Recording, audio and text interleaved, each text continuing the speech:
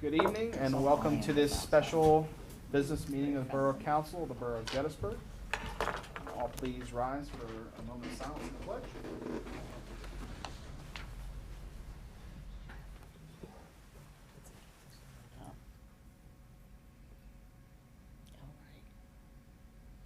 Pledge. I pledge allegiance to the flag of the United States of America and to the republic for which it stands, one nation, under God, indivisible, with liberty and justice for all.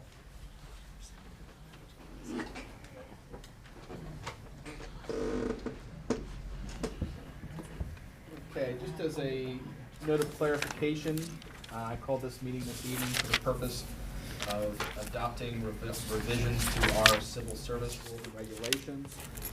It was prudent to call this on this date so that we can get all things in order, so that we can start our hiring process.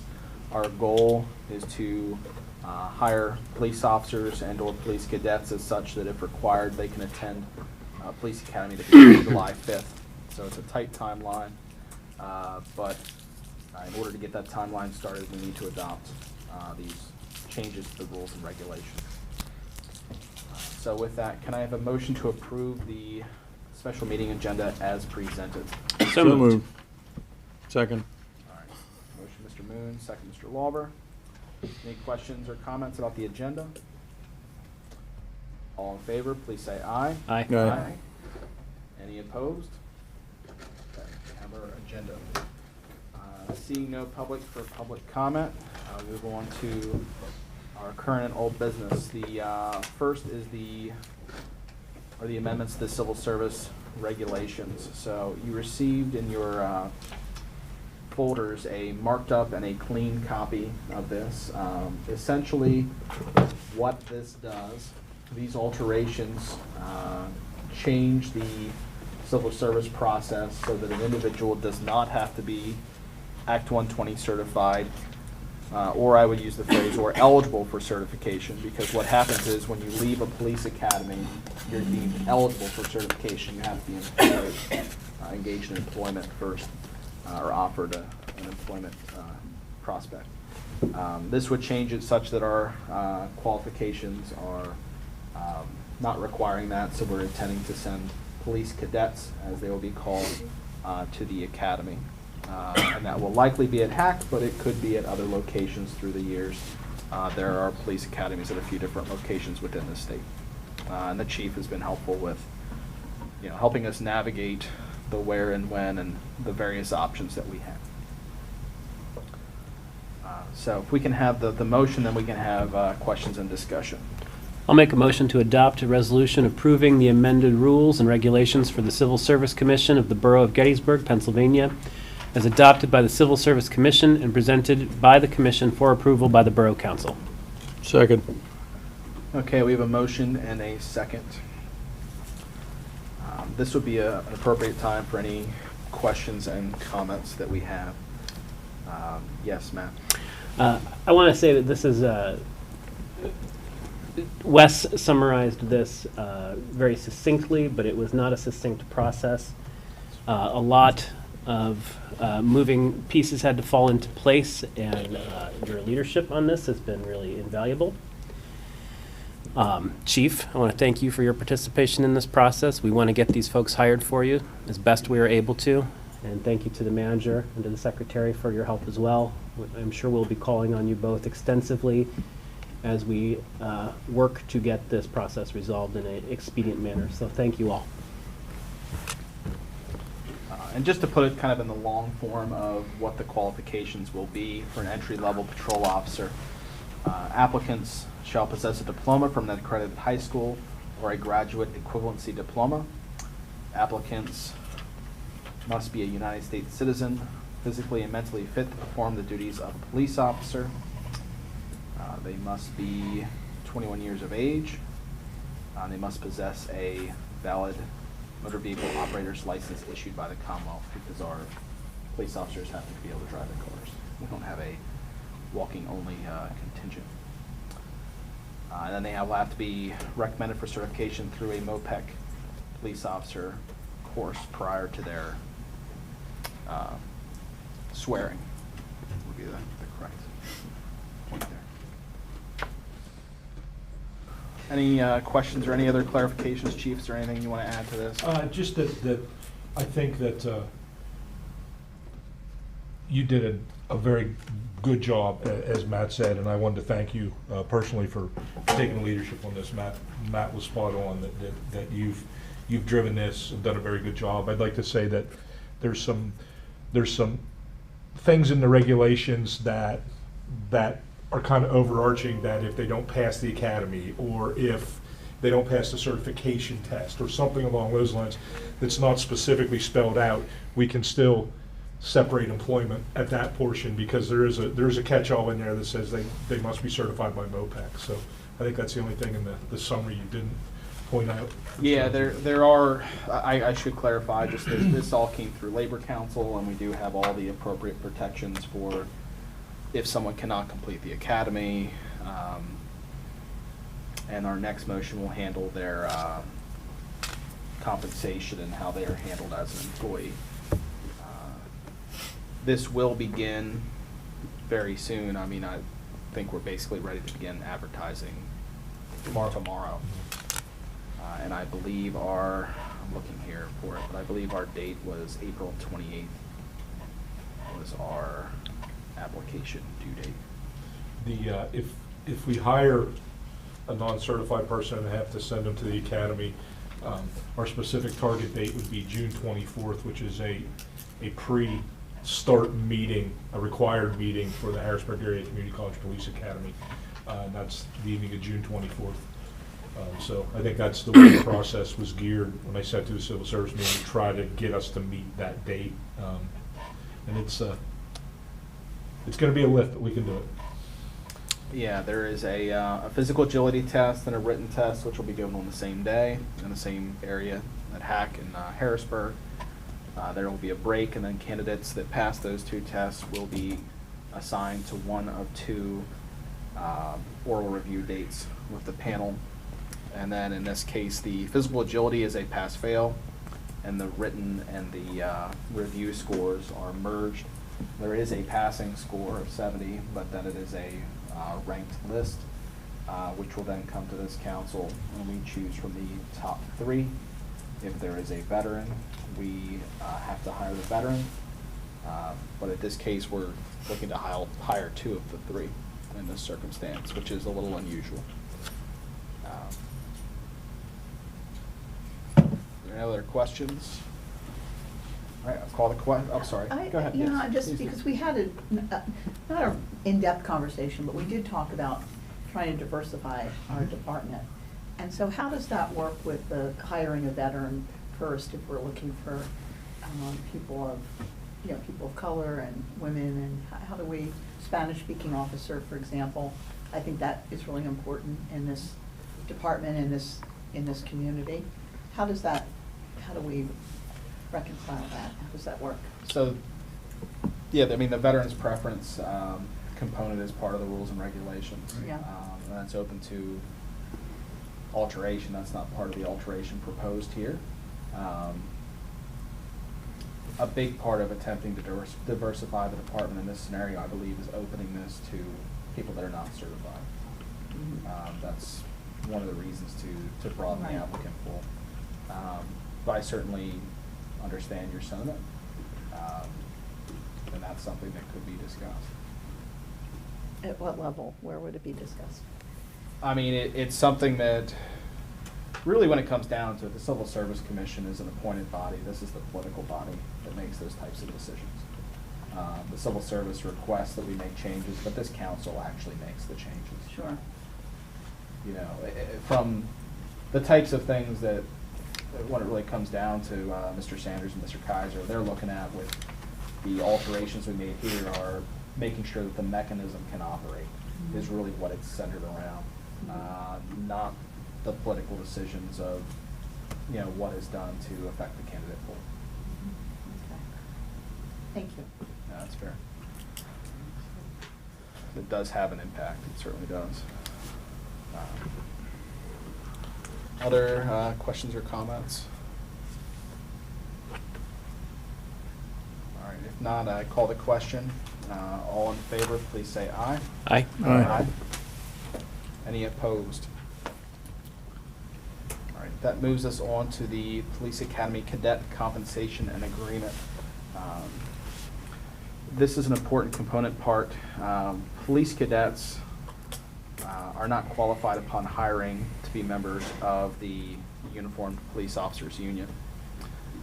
So this is an agreement that would address their compensation package. It is largely based in things that we have in the collective bargaining agreement. I mean, their compensation is literally a calculation of grade 1 base salary. This was something that we discussed in terms of where to go. I know Matt was kind of vocal in our leadership meetings about this.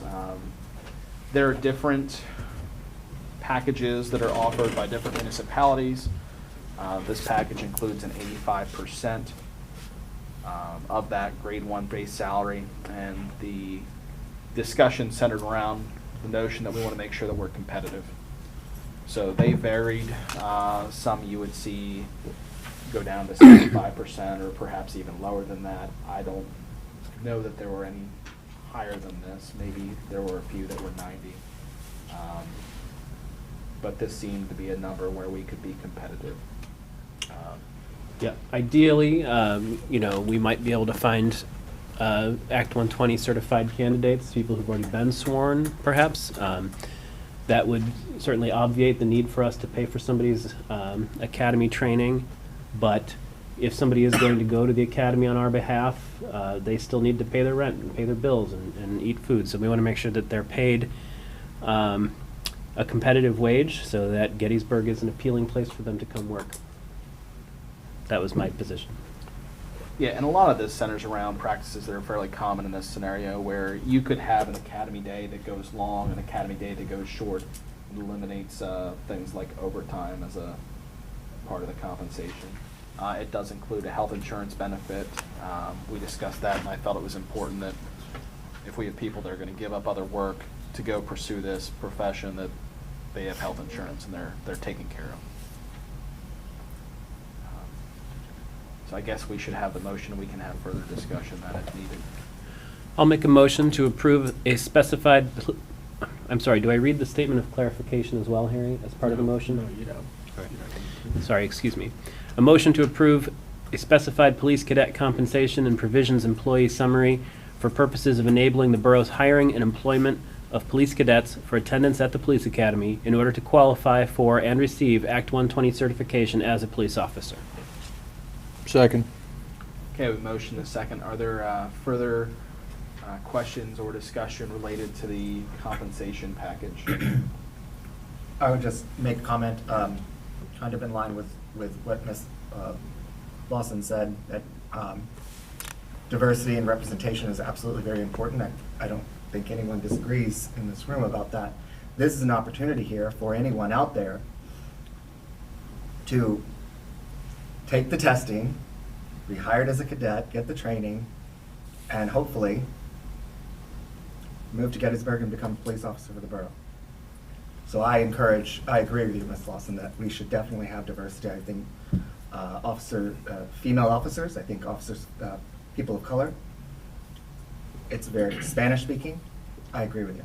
And this is an opportunity for anybody in the community, wherever you live, to look into this opportunity here that we're making happen. With all of your support. I do want to mention, I want to mention the mayor. I was going to say, like, Mayor Freeling and Chief Lenny have been very, you've been working a lot to get The things issue organized in of, the advertising Veterans department. preference, we talked Yeah. about that. We talked about the issues of veterans preference. There was somebody who suggested a way to bring in, you can explain that process, that Spanish-speaking or Latin-speaking people into that process, but you still have to go by what is noted by. The veterans preference is mandated Yeah, it is. federally. Sure. There's really no way, and Harry's probably better to speak to this. To speak to Ms. Lawson and Mr. Carr's point, you have just eliminated the biggest obstacle to the diversification, because when folks decide to send themselves to the police academy. The bottom line is 90%, maybe even higher, of those people that are sending themselves to a police academy are white males. So we've opened it up now to all those folks that didn't send themselves to the academy or didn't go by somebody else. And we are, the mayor and I and a lot of the members of the department are really putting on a strong recruiting effort this time to get out and not just online or by email or things like that, to talk to people. And next week we're going up to Hack to talk to those students. I was out to Indiana. I just fumbled my way through this handshake program that 15 colleges that I've tried to send the stuff out to use. So we're advertised now through 15 colleges. I tried to pick a relatively local area, and then the mayor and I discussed, and we sent 2 of those requests to advertise there to 2 historically black college and universities, being Cheney and Lincoln. We've sent to those. Anytime I meet with somebody in my office, I tell them. Anytime I meet with somebody on the street, anytime I'm going into colleges to talk. In fact, there's someone from Manus Unitas was in my office the other day, and I said, here, and I gave her a pamphlet, and I said, we're recruiting police officers. So we're getting the word out by any way possible. And the woman was really amazed. She goes, oh, and she goes, are these requirements? And I said, yes, we want everybody to know. We want everybody in the community. I have one thing that's going to be hard to find. I would like to have somebody who speaks ASL. That can come in very handy, but that's like really reaching. So we're looking at everything and trying every possibility and getting a face on it and getting people out there. One of the things we wanted to do, but it doesn't look like we're going to have time, is advertise on the billboards because of the quick turnaround on this. But I didn't get a chance to talk to you about this. Why can't we put them up and leave them up so people know that we'll be hiring? Because all these places are not have openings right now that we see these billboards. So it's still a possibility. Absolutely, and we have as I believe we talked about the last list, we kind of have a pre-application list or a waiting list to apply, and I think that's up to 15 folks. And Right. to the point that we're talking about here, a number of those folks were in the misconception that they would still have to find a way to provide for their families while going to the police academy because they wouldn't get a salary, and we've straightened that out, and so And- people are getting the message, I think. And if I may, I'm going to break the fourth wall. You're out there, you're listening. If you would like to have or like to apply, or you know someone else that you think would be qualified and would like to be part of our community, please contact the police department or our human resource office. It's all online. You can go to the borough website, and we can't wait to greet you and hope that you can become part of our community. Very good. Yeah, I'm sorry. Just somewhat related to what you were saying, Mayor Freeling, about the ASL, have we thought about providing like ASL classes or Spanish classes Yes. to the current officers now? Yes, I'm looking into that, but they say ASL is very easy to pick up. I'm going to use the analogy like playing the guitar, very easy to learn, but hard to master. Yes. The college used to have someone teaching in the evening. It was somebody from outside, but they did offer evening classes. Oh, it's something that For anybody ASL can and I help, think and we have Spanish as Gallaudet well. University right down there in Washington, so who knows what's available. I thank you. Any help, we'll take. And as I said, just get the word out that we're hiring anybody you see. Fact is, we have pamphlets you can carry around with you while you're walking. Yeah, and seriously, it's online, and it's just a real well concerted effort that we want a diverse, qualified police department to be part of this community. It enriches everyone's lives. Very good. If I may just chime in on the mechanics of this compensation package that you're looking at, I wanted to reiterate that police cadets are not part of the bargaining unit. As such, the compensation package that's in front of you falls outside the jurisdiction of the collective bargaining agreement, which is why we have the definitions section. So a cadet is not accruing their time, their benefits package, if you will, until such time as they are Act 120 certified and sworn by the mayor. So that's why you have 2 different dates. You have the date of hire, which is essentially when we hire them as a part-time officer and pay for them to go to the academy. Their seniority date is a date that they are officially becoming a member of the bargaining unit, and then would begin to experience the benefits of the collective bargaining agreement. Yes, and I would also like to acknowledge Council Vice President Moon, President Heyser, our Borough Manager, Legal, and Assistant Borough Manager, Sarah, and Kara, and everyone who's been involved in making this process come into fruition and reality. Okay. Oh, and the chief. Thanks. Oops. That's what I told you I happens. always forget. That's what somebody, happens Wes. when we start naming people. That's what I That's the keep telling difficulty you. of that. It's a given. That's right. Yeah, I was just going to return to Mr. Carr's point, and I think it can't be overstated. I've been a civil service commissioner here for just about 10 years. I went on sometime in 2013, and I believe it was done in the past before that, but in those 10 years, we have not hired people that were not certified. And this is a very significant change, and if you want to be a police officer in the Borough of Gettysburg, now is the time. The qualifications are, relatively simple. If you have the physical and mental capacity to do the job, you're basically able to do it. So I do want to read the motion just before we vote, because it's been a little bit. We have a motion on the floor to approve specified police cadet compensation and provisions employee summary for purposes of enabling the borough's hiring and employment of police cadets for attendance at the police academy in order to qualify for and receive Act 120 certification as a police officer.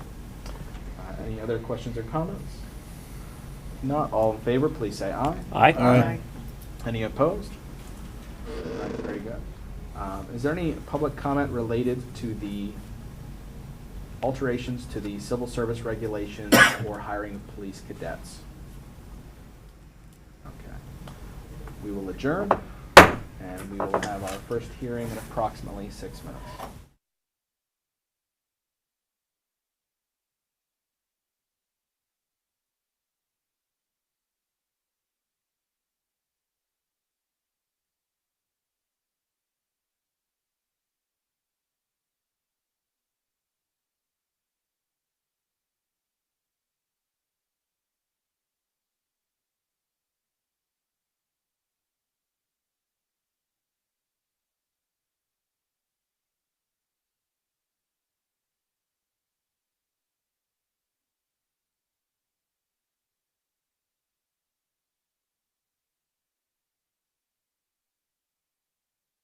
Did as they came in, but please make sure if you have not signed in for the hearing that you do so.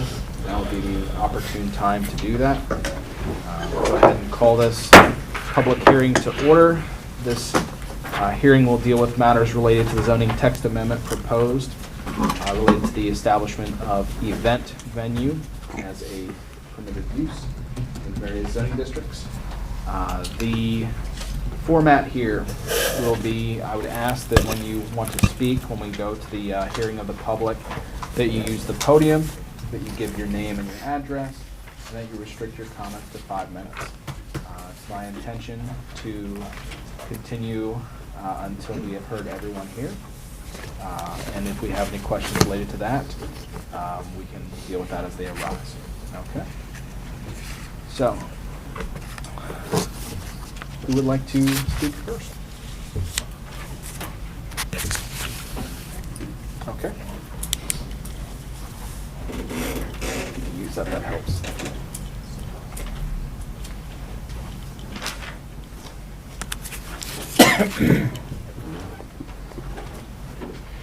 Hello, my name is Paul Kellett, 46 Mill Creek Road, Fairfield, PA. But I am a property owner in the Borough of Gettysburg. I own numerous properties.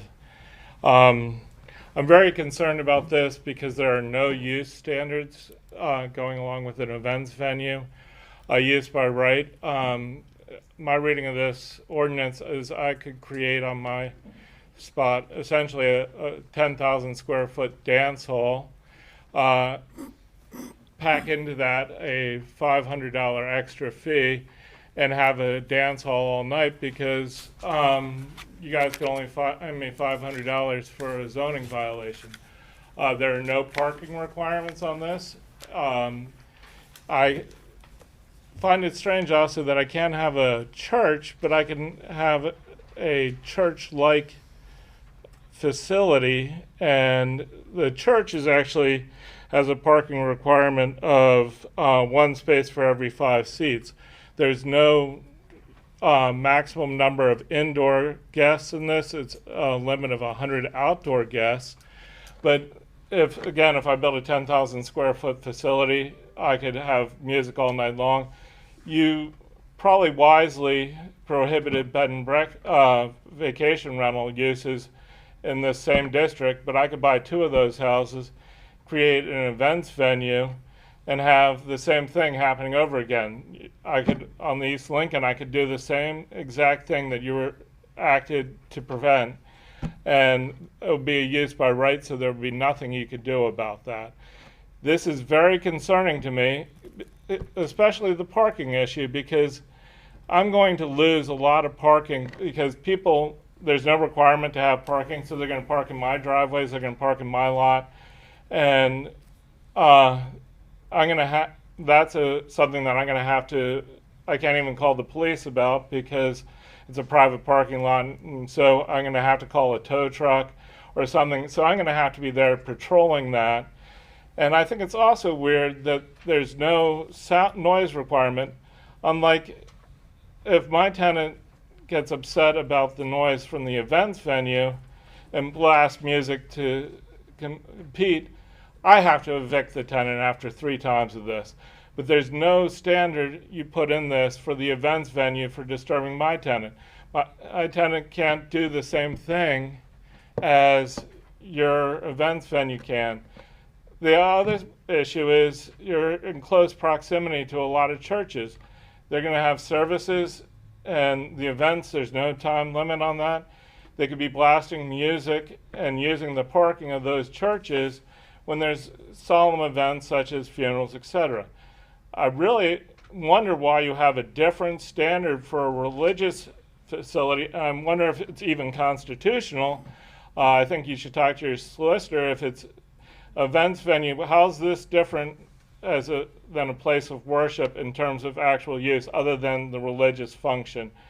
And to create an ordinance and a use by right where it's a non-religious issue, I think you got a problem. And I'm wondering why there's no use standards, you say events shall end by 9 on weekdays and 10 o'clock on weekends, but that creates a real issue because they can start at 10 a.m. on a Sunday or 9 a.m. on a Sunday.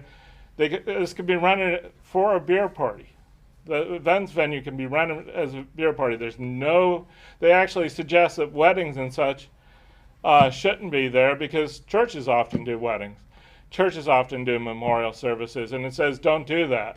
Don't do something that is a church-like thing in your ordinance. I don't know why your motivation on that is to say that, but again, it looks like you're discriminating against religion, and it looks like and also the other thing that I found strange is the Elm Street overlay has a use standard different than the underlying districts. So which one do you go with? Because a lot of the Elm Street, the district that Elm Street's in allows churches, but the Elm Street overlay district does not. So which one do you use there? I don't know. But I guess events venue are welcome anywhere. And it seems like, especially this intensity of use should be a special exception use. Have some conditions for parking. I've heard that shuttle buses have been. Okay. You can talk about your thoughts. Yeah. But there's no requirement to. And besides, the college uses shuttle buses and everybody parks. Very few of those attendees do. They park in the neighborhood and for events at the Majestic. So you're going to create a real parking issue for a lot of people, including churches, including the courthouse, etc. I think it's a very bad idea. Thank you. Okay. Next.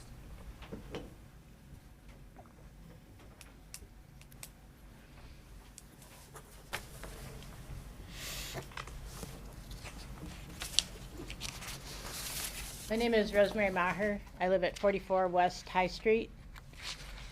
I live right next door to the property, proposed to be the event menu, and we enjoy our garden and our backyard activities in the spring, the summer, and the fall.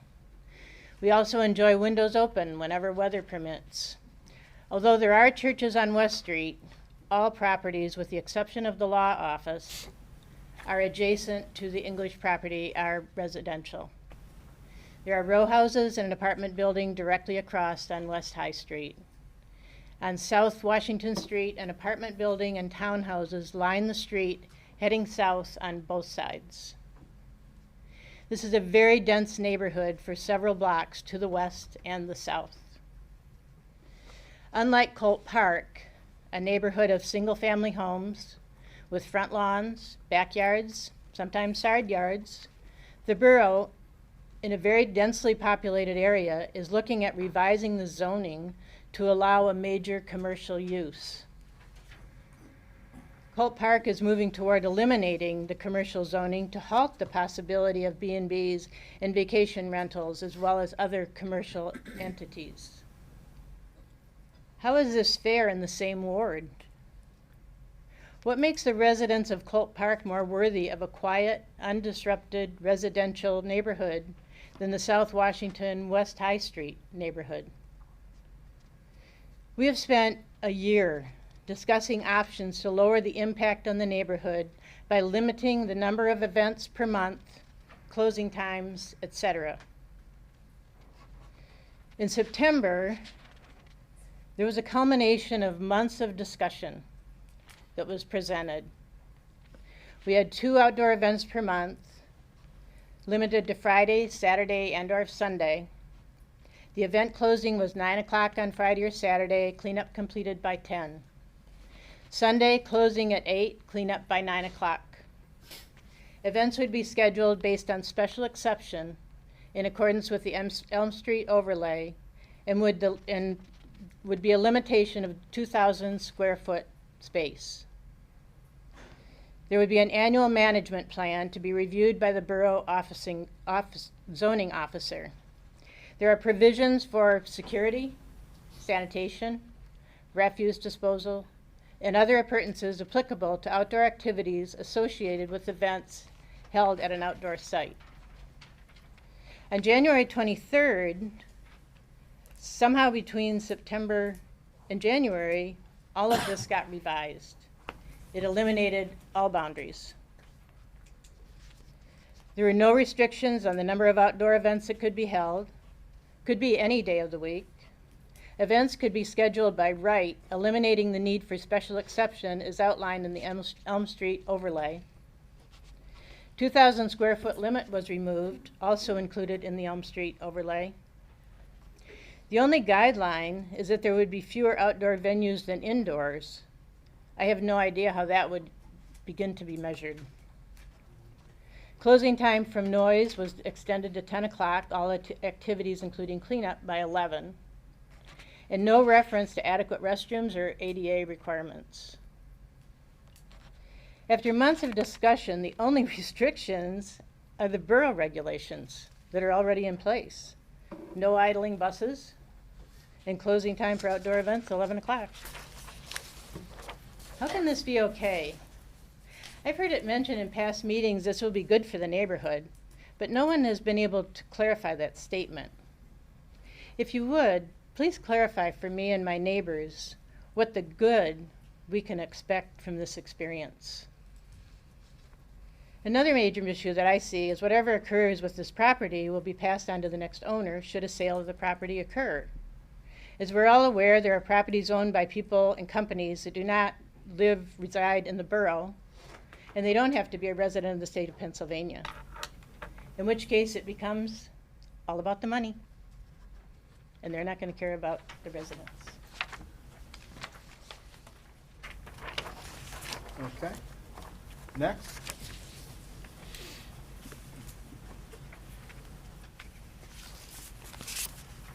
Good evening. My name is Carl Wayhill, and I'm here representing Destination Gettysburg. We're the official destination marketing organization of Adams County, and I'm here to say that we support the current draft zoning text amendment language for event venues. We believe that events in these areas can be done respectfully to those who reside in these areas, while at the same time giving visitors and local residents alike opportunities to enjoy our community. Thank you.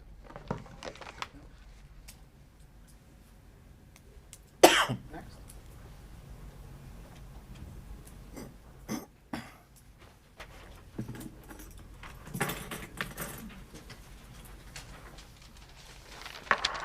Mandy Day, 142 West High Street.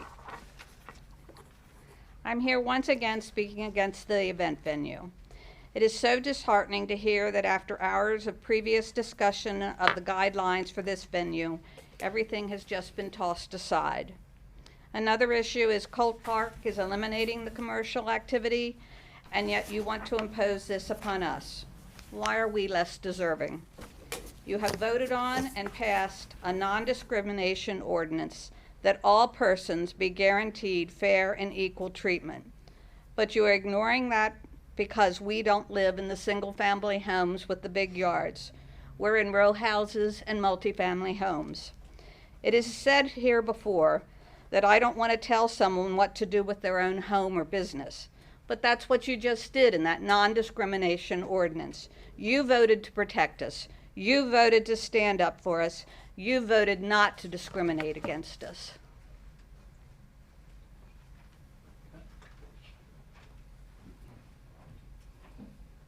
Next.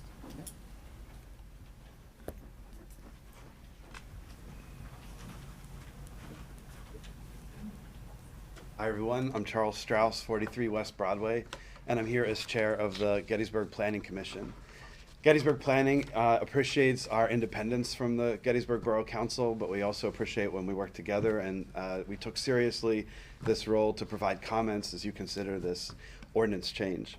We first learned of this plan on January 18th, 2022, and provided comments as we reviewed it. Then on April 18th, we reviewed updated proposed language.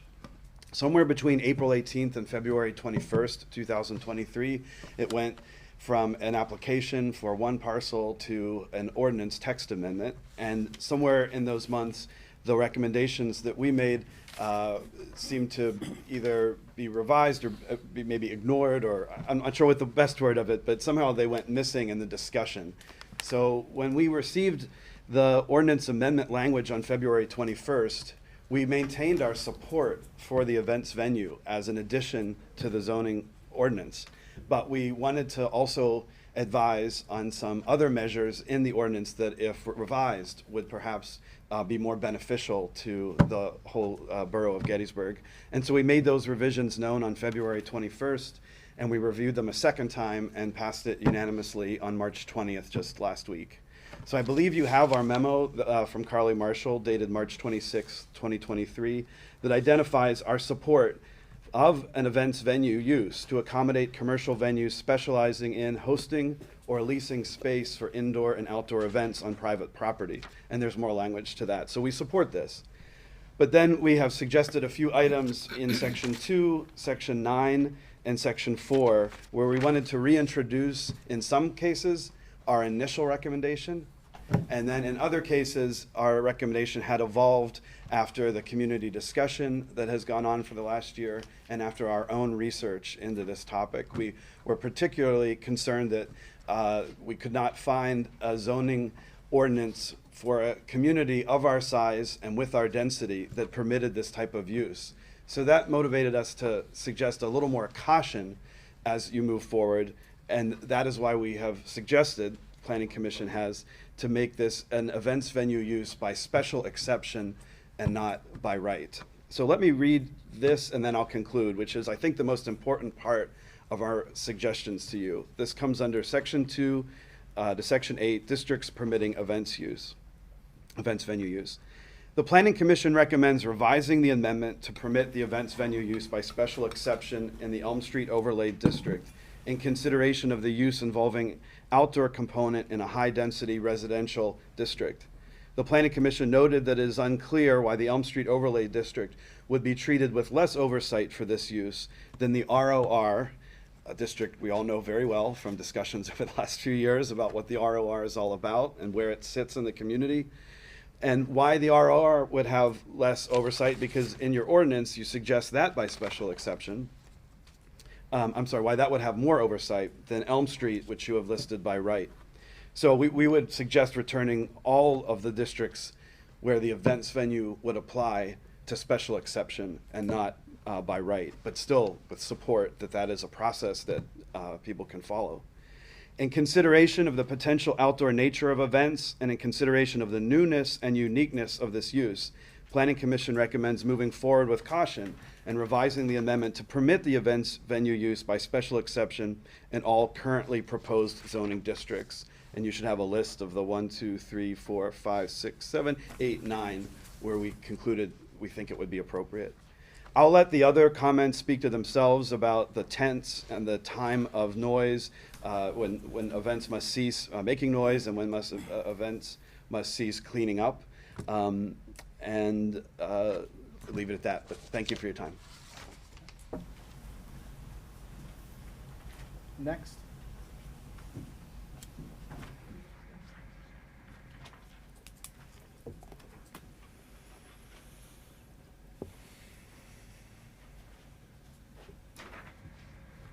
Good evening. My name is Sue Sipperly. I live on 314 North Stratton. And there have been a lot of people speculating about what the original purpose of the Elm Street overlay was.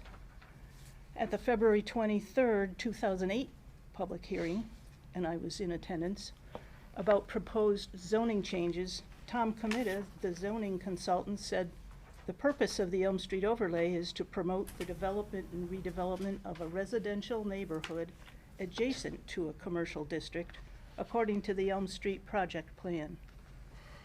There were specific uses, such as a museum, that were included at the request of the 3rd Ward concerned neighbors. There were a few uses included that could benefit the neighborhood and could take place in existing buildings, such as daycare. The size of non-residential buildings was limited to 2,000 square feet in the R2 portion of the Elm Street overlay. Residents at the 2008 hearing expressed opinions with a view toward protecting the neighborhood character and livability. And there's an excerpt in that box there. Earlier in the current event venue process, a petition was circulated by Elm Street resident Mandy Day. A digital copy was provided to the council and mayor yesterday, and it should be made part of the hearing record. 21 Elm Street overlay residents signed it, plus 1 South Howard Avenue resident and the AME church pastor. Those who signed were not in favor of adding an event venue use to their neighborhood. At the time they signed it, there were some restrictions, more proposed than what is currently in the ordinance. It has been a moving target. The 2,000 square foot thing, Section 4, Chapter 27, Part 5405. Early in the process, council agreed by consensus to not consider eliminating the 2,000 square foot limit for non-residential buildings in the R2 portion of the Elm Street overlay, but to leave it to the zoning hearing board's jurisdiction. It was not discussed at all after that, yet its elimination is part of the proposed ordinance. There's not been any reason provided for eliminating this section, but it is important to protecting the residential portion of the Elm Street overlay. Throughout this process, Mr. English has described the neighborhood surrounding his property as a business environment, so a proposed event venue would fit in. During past public comment, I submitted photos of the area and a map on which I inventoried where businesses are located. And you have the attachments in email. Even on the 68 West High Street section, there are apartment buildings and single-family homes. There's 1 law office and 2 churches in the Elm Street part of West High Street. The hearing following this one is about changing the zoning map from tourist commercial to single-family residential for an area south of the Elm Street overlay, also within Ward 3. The reason is to protect the neighborhood from commercial uses. Think about it. Why should one neighborhood be protected and the other expected to accommodate a virtually unrestricted commercial tourist entertainment business? Thanks for listening. Okay. Next.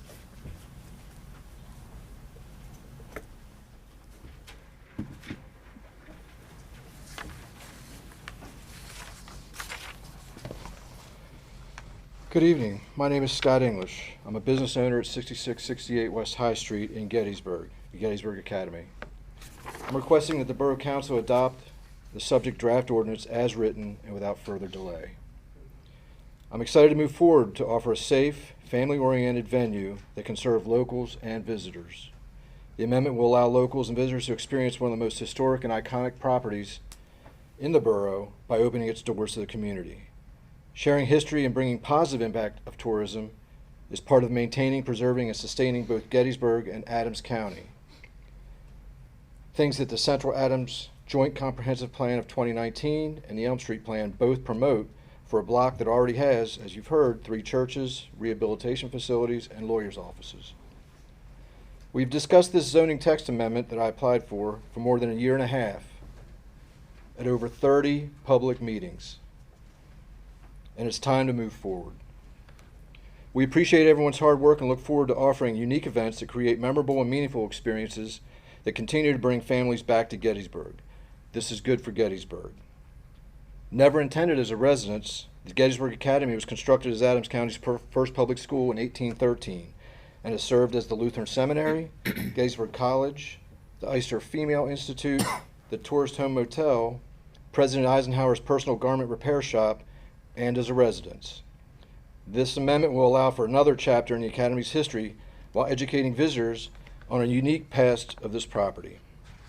Since moving here in 1926, my family has continually owned and operated businesses in the Borough of Gettysburg. Rooning's Pastry Shop from 1929 to 1943, the Tourist Home Motel in the Gettysburg Academy building from 1933 to 1951, the Shoebox Shoe Store on Chambersburg Street from 1938 to 1991, and the Gettysburg Academy Bed and Breakfast from 2019 and moving forward. We are 4 generations of business owners in Gettysburg that are committed to the borough's success and confident in its future. History tours and ghost tours through our amusement permit with the borough brought over 500 people through the property from October to December of this past year. 500 people, over 500, without a single complaint. Not a single complaint to the borough. Or parking issues, none. We have over 80 Elm Street Overlay Ward 3 neighbors that support events in the Gettysburg Academy property. Signatures on a petition, I can provide that. We are working with an architect to promote future permanent ADA accessible facilities on the site. Thank you for considering an amendment that will allow for the continued viability of a unique structure and property in this community. If we don't adapt to the changing needs in our community, we jeopardize the preservation of our irreplaceable resources. Thank you. Okay, next.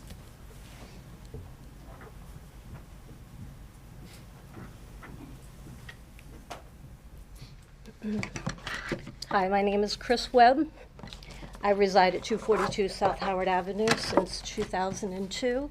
I am also a business owner at 22 East Middle Street since 1988. Born and raised here. And I'm coming at a totally different angle. I'm not big on ordinance understanding. What I do know is I've had to live here my whole life. I have watched this town thrive. I have watched amazing people do amazing things. So out of my heart, all I want to say is, like, as a community, that's just the angle I'm going at. And I trust that this Borough Council has our back in everything you do. It's been an honor to call Gettysburg my hometown. I am still in awe of living in one of the greatest small towns in the United States of America.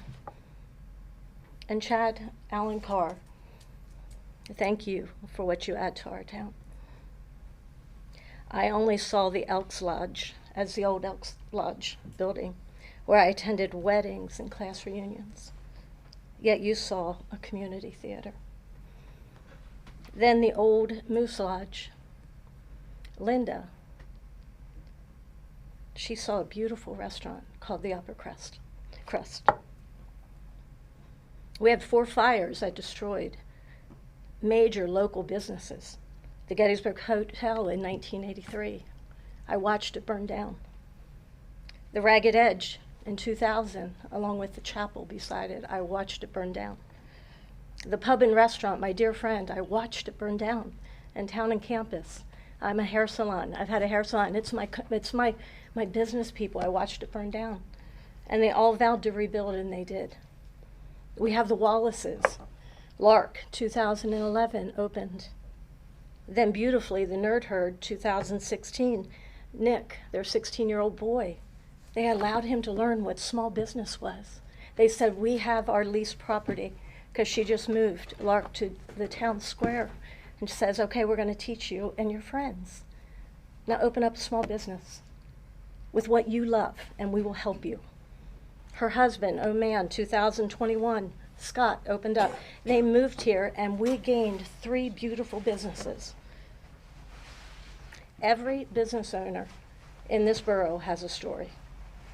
From our attorneys to our gift shops and everything in between. Our town is made very special by each one of these owners who took a chance, and they said yes. And because of their yes, we reap the benefits of such a wonderful, wonderful business that lines our borough streets. Most of us do not have a 401k. Most of us do not have retirement.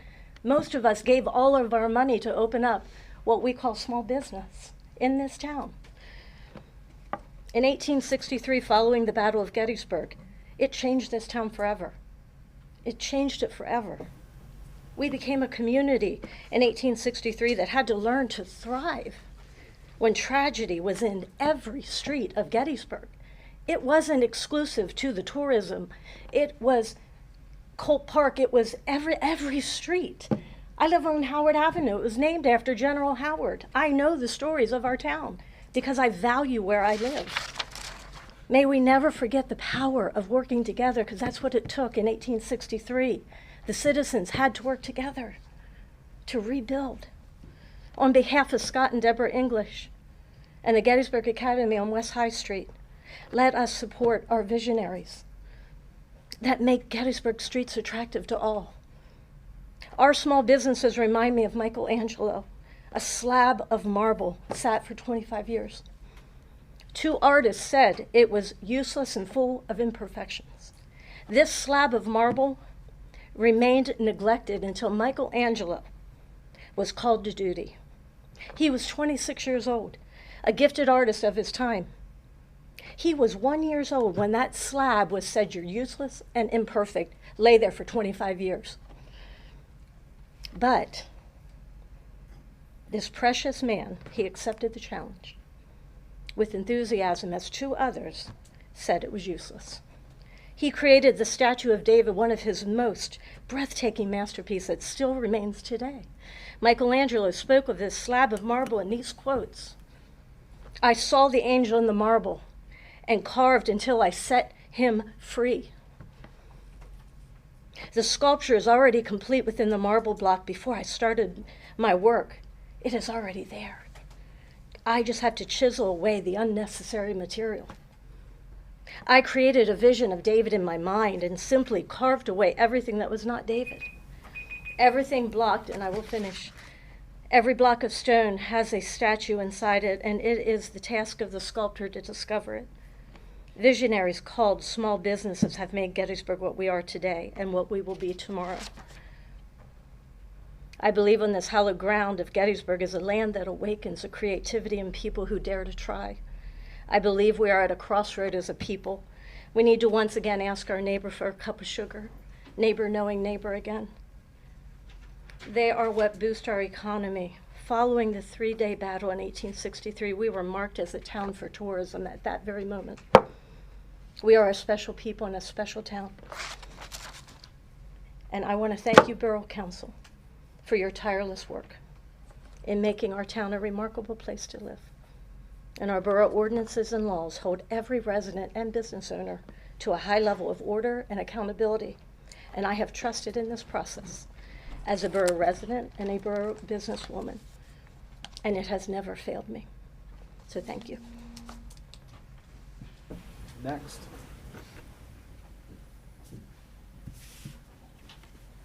If there are any other comments, now is the time. Good evening, Council and Mayor. I'm Sam Weiser with Salzman Hughes. I represent Mr. English. I also own a property at 112 Baltimore Street. Council, thank you for the time that you've invested in trying to craft this ordinance. I know you've been through a number of meetings and you've invested significant effort in trying to come up to the right solution in making this text amendment work. Hopefully you've seen the comments that I've provided regarding the county planning comments. I believe Mr. English had provided a copy of those this evening, and I believe he may have emailed those as well. I also saw some of the comments from the Gettysburg Planning Commission. I think the only thing that I would like to address with respect to both of those set of comments is the concept of a special exception. And I know I've spoken to council about this before, so I won't belabor the matter, but a special exception oftentimes provides a false sense of security to property owners. A special exception is really a use that's permitted by right, subject to the criteria that are set forth in the ordinance. And council has developed a lot of very effective criteria that you've already incorporated into this ordinance. So a special exception is permitted by right, provided that you meet that criteria. Once council provides that a use is provided for by special exception, then any objector would have to demonstrate that that use rises to a level that's much more intense or much more impactful to the neighborhood than what would be usually associated with that use. So oftentimes that leaves a borough council or a zoning hearing board in a position where they really have to approve the request because it meets the technical criteria, but you leave a lot of folks unhappy because they have this feeling that it's discretionary, and it's not. And so that's why I recommend that you not consider a special exception for this type of use, because you've already set forth a number of performance criteria that have to be met. The Elm Street overlay is somewhat unique because it's an area within the third ward that encompasses quite a few different areas in the borough zoning map. And if you look at the comprehensive plan, what the borough said is, in the future, we're going to make a part of the Elm Street neighborhood part of the downtown core, part of it's going to be neighborhood mixed use, and part of it's going to be residential. And it's not the residential like you see in Colt Park. It's a denser residential. So it's trying to make all of those pieces work together. The particular property that we're talking about tonight, the Academy, is located in what's to be part of the downtown core. So in your planning for this particular property, you've already said that's going to be our most dense area, our urban type use, and the uses should be consistent with that.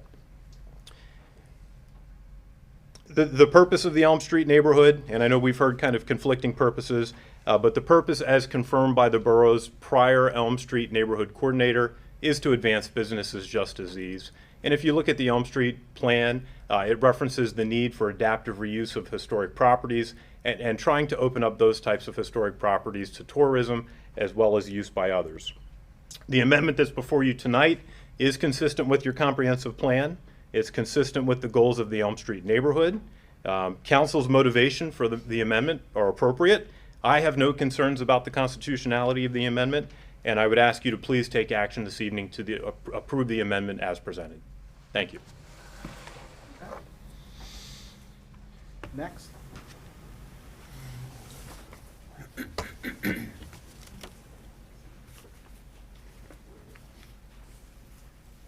Kathy Gilbert, 39 South Street. First, I have to say I am in favor of the new zoning ordinance, but I want to say that Chris couldn't have said anything better than I could have said myself. I'm very similar in circumstances with her.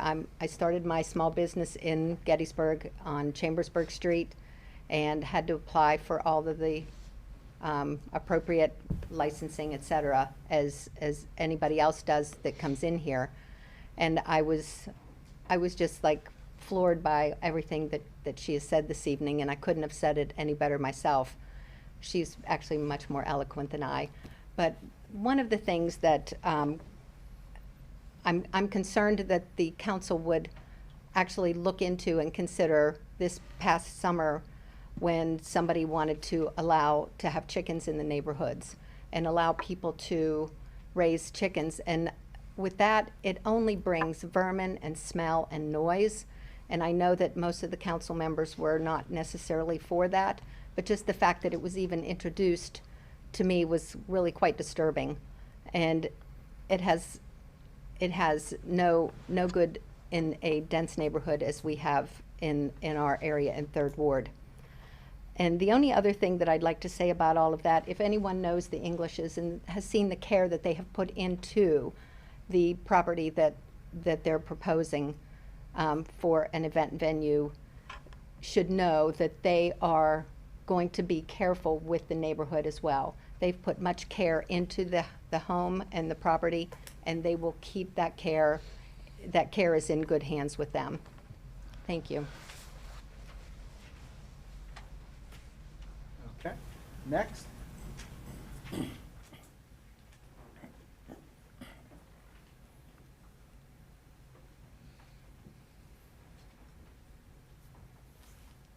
Hi, I'm Shelley Nouse, and I live at 28 Chambersburg Street, and I also operate a business out of there, Fresh Boutique.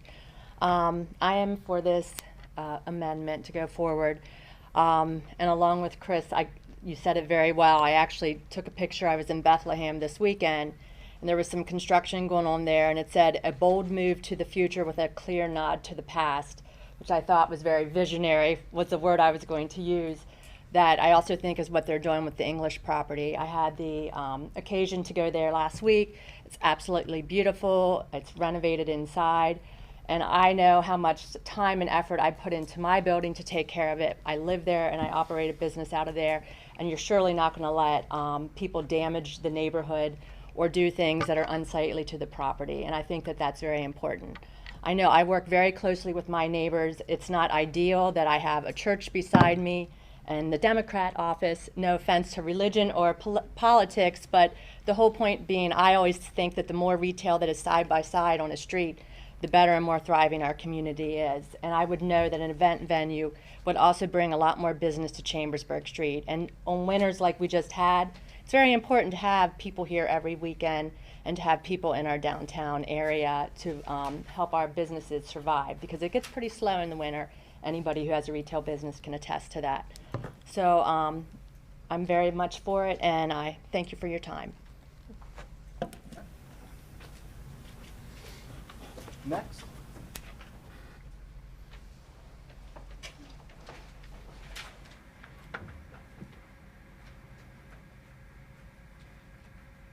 Hi, I'm Marcy Beebenauer. I live at 238 West Middle Street, right beside Kenny's.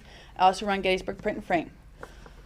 I've known Scott since he started this because I printed everything for it. I've known the Academy since I was a little girl. My father's owned Redding's Hardware till the day he died, and now my family owns it. And I've grown up in this town, and I've lived here, and I don't think you can go a block where there's residential and there's also some sort of business, be it a daycare, a law office, a dental clinic. There's something, it's mixed use throughout the entire town except for maybe Colt Park.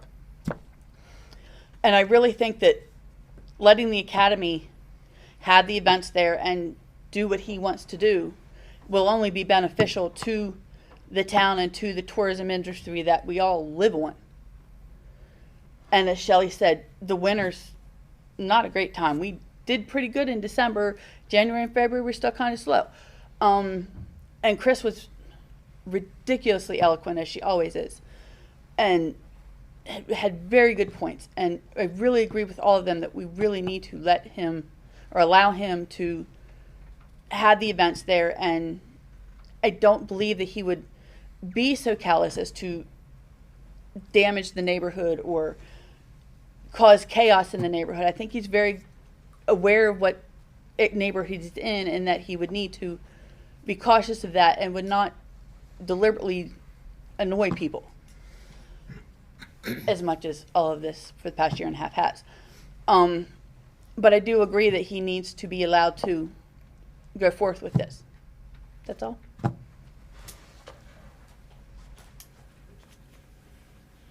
Next. Is there any additional public comment for the hearing? Now is the time.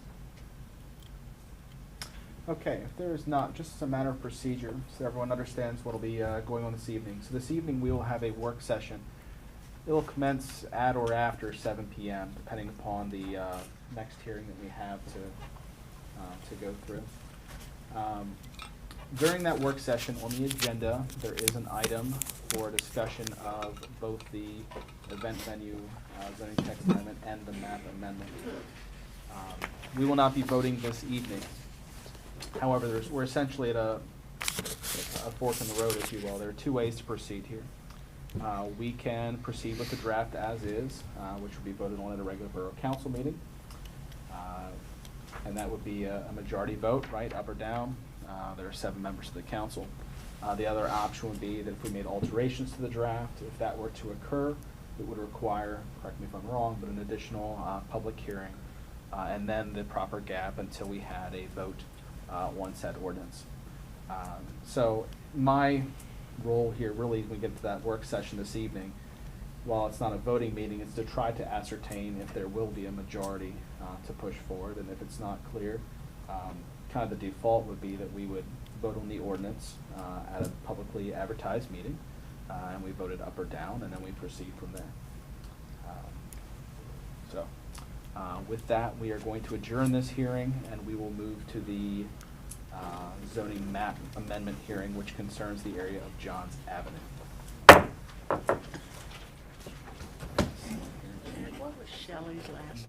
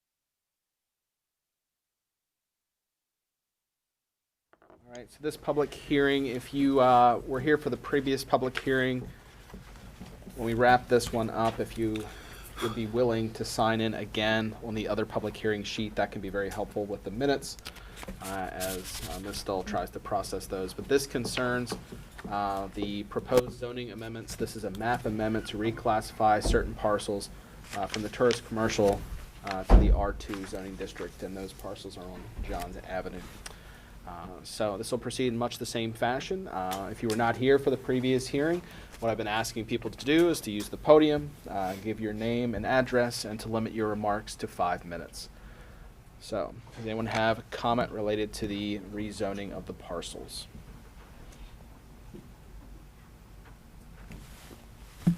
Yep, now would be the time.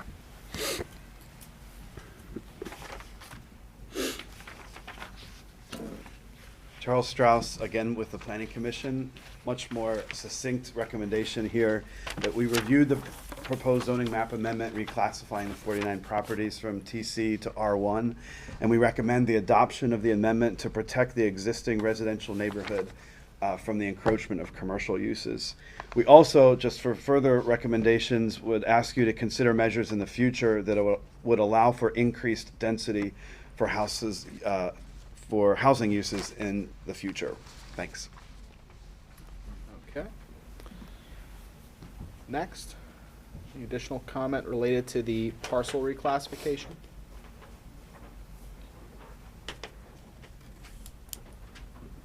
Okay. Good evening. My name is Brandon Stone, and I live at the corner of Park Street and Sunset Avenue in Cole Park, Gettysburg, PA. I would like to take this opportunity to thank the Borough Council for the thoughtful consideration of the petition started last year to rezone Highland Avenue from tourist commercial to R1 residential. This petition was signed by many Colt Park residents and submitted to this council for their review. In speaking with my neighbors, there is a genuine concern that parts of Colt Park can be converted into short-term rentals. This use is permitted by right in the tourist commercial district, along with many others, and as such, requires no variance or deliberation by our governing authority. Please consider the following. The use of residential properties as short-term rentals contributes to the reduction of available long-term housing options. This directly impacts the affordability within the borough. Short-term rentals, specifically in Colt Park, increase the number of transient travelers into a zoned residential neighborhood. This leads to increased noise, traffic, and other disruptions that diminish our quality of life. Finally, commercial uses permitted within the tourist commercial district threaten the nature of our residential neighborhood. By protecting Highland and Johns Avenue through this ordinance, you can help preserve the character of a quintessentially American neighborhood, enhancing our sense of community while saving it for future generations. Thank you.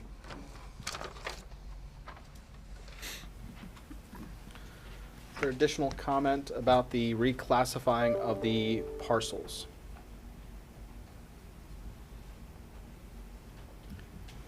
Okay, seeing none, we will adjourn. We will begin our work session at approximately 7 p.m.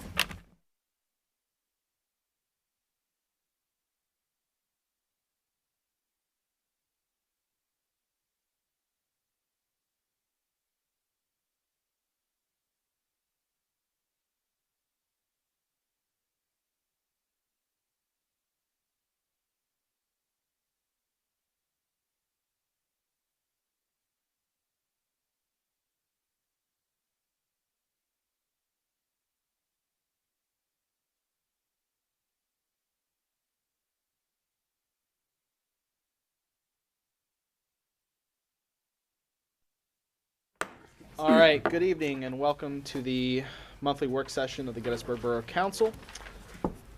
I have no further opening remarks except to announce that the Borough Council work session previously advertised for Monday, November 27th, 2023 will be re-advertised and held on Tuesday, November 28th, 2023. Charles, remind me what's going on that evening. Several people on the council and the staff will be at the premiere of the Gettysburg. Right, the film. That's correct, the movie. Okay, that's why. All right. I remember there was a reason besides it being the first day of rifle season. Maybe there's a different reason for it than that. Okay. All right. So the first item we have this evening is a special presentation. This is by Jeff Rioux and Lisa Cadigan. This is from the Center for Public Service at Gettysburg College and the Adams County Arts Council related to the mural. So please feel free to use the podium so our viewers at home can hear. Thank you. We have a presentation. Yep. And the clicker is right there in front of you. So let me get this started for you. Jack, can you do the clicker? Yeah. Thank you. Hi, I'm Lisa Cadigan. I am the Executive Director of the Adams County Arts Council. I'm coming up on my 1-year anniversary in that role in May, and in the very brief time that I've been in this position, I've heard from several different people and organizations about the possibilities of producing and maintaining public art in our community and the role that the Arts Council can play in such an endeavor, including HAPPY, the Healthy Adams Bike Pedestrian Inc. organization, Steve Niebler, who was involved with the Adams County Office for Aging when the ceramic mural was installed at the Gettysburg Area Rec Park stage, and Jeff Rioux from Project Gettysburg Leon and the Center for Public Service at Gettysburg College, who's with me today. As the nonprofit entity that's responsible for cultivating an arts-rich community in Adams County, It makes sense to me that if people have an interest in beautifying the area with art, that the Arts Council would have a central role to make that happen. And the number of people who have approached me on this subject tells me that this is something that's important to the community. And it also follows a national trend that I'm noticing, which is an emphasis on the role of art and storytelling for community placemaking. When I speak about the mission of the Arts Council to cultivate an arts-rich community, there's a few things that I emphasize pretty consistently. The first is that the arts are an amazing source of healing and community building. The second, that when we want to inspire people to appreciate and value the arts, we need to involve them in the creative process. And third, storytelling through art is a powerful way to open communication, build empathy, and connect through universal human experiences from multiple perspectives. Our presentation tonight focuses a great deal on murals, because Jeff has been very involved with mural projects through PGL and has a network of people and artists who can potentially be part of this type of public art in our community. However, I want to stress that there are a variety of ways to incorporate art into our community, and it's my hope that all of those voices will be heard and part of a planning process to prioritize any projects that tell the story of who we are as a community. Jeff's and my goal tonight is to start a conversation, to identify community leaders who are interested in being part of this process, to create a community committee perhaps, to begin a project plan or identify and prioritize art projects that reflect all of us as a community. And as the director of the Arts Council, I'm happy to chair that committee and host meetings and assist with funding, applying for funding, and that sort of thing. And now I'm going to turn it over to Jeff, who's going to talk to you about murals and his experiences at the college. Yeah, as Lisa said, we want to start a conversation, and part of that conversation is why would we support public murals in Gettysburg? And so I just have a few slides talking about that national trend that Lisa talked about and some of the evidence out there. So we know that murals create vibrant neighborhoods that give people pride in their community. Many public murals utilize a collaborative process with significant input from the community. This mural is an example of that, as youth from Bayview in San Francisco work together with lead artists from the African American community and the Chinese community on themes of racial solidarity. A 4-year study by the Yale Medical School about a mural arts program revealed that after participating in collaborative public art projects, residents felt ready to tackle other challenges together, awakening people to new possibilities, a phenomenon the study called collective efficacy. Another thing that murals do is help small businesses and attract new businesses. Large and small communities alike stand by this claim. In Detroit, the Rocket Foundation has supported dozens of murals, such as the one on the left, to beautify the walls of small businesses. Customers report, we went there to get a cup of coffee, we went there to get an Instagram photo, but then we stopped and got a cup of coffee, and now we're going shopping. In Los Angeles, the mural on your right, a business painted a simple "Made in LA" mural and then gave discounts to customers, tagging them in photos of themselves in front of the mural. So you can see all kinds of possibilities here. Murals are also, as we were just saying, very popular with tourists. Speaking of selfies, towns and cities all over the world are supporting public art to boost tourism, knowing that selfies in front of greetings from such and such murals will give other potential tourists ideas of where to visit. In fact, there is a whole greetings from organization where we could apply for greetings from Gettysburg to be painted, and you can win a competition and then become that yearly greetings from. But as murals proliferate in certain towns, self-guided tours are also a way that lead tourists around the town to see parts that might be off the beaten path, like the one on the right. Murals also tell stories that the community wants to tell. Many tourists come to Gettysburg to experience the story of the famous battle that happened here over 150 years ago, and we tell that story well. The Black History Museum and the Adams County Historical Society are doing wonderful things to tell other important stories here. That is what murals do as well. Through the collaborative process, partnerships with the Black History Museum or with the Project Gettysburg Leone can lead to beautiful murals telling those stories through art. The mural on the right is from Philadelphia, which has an excellent mural tradition. The mural on the left, might have been confused, whoops, is the other one on the right is from León, Nicaragua. This Mural was funded by PGL, was painted by artists friends of PGL, and represents the traditions and legends of León, Nicaragua. Murals tell the hidden and less known stories that help facilitate important conversations and expand thoughtfulness about communities, histories, and the people who live here. I just wanted to add to the storytelling component of this slide. Many of you may have heard of or participated in or come to see the People Project last October, which was a project sponsored by the Adams County Arts Council, funded by PA Humanities through a PA Sharp grant, which was sustaining the humanities through the American Rescue Plan, which is funded through PA Humanities and the National Endowment of the Humanities. The People Project was a very small project. I started in 2017 as a very simple staged reading, and by last year with that PA Sharp funding, we were able to expand it to include visual art, music, and a collaborative art project that's now a stained glass piece installed at the Arts Council. This was really important because my work on the project since 2017, I noticed it takes a very specific personality type to stand up in front of a live audience and share a very personal story. But there are so many people in our community with really important stories to tell who may not be able to fit that personality type and may have something to say through visual art or through music. And so being able to expand the project was really important. Visual art, as Jeff said, has the power to tell important stories, and we are rich with history here.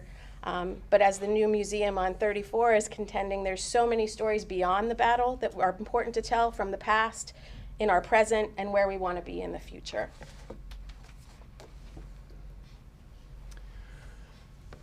Obviously, murals beautify public spaces and encourage the appreciation of the arts. This is a before and after picture of a building in Athens, Greece, transformed from bland to beautiful by a public mural.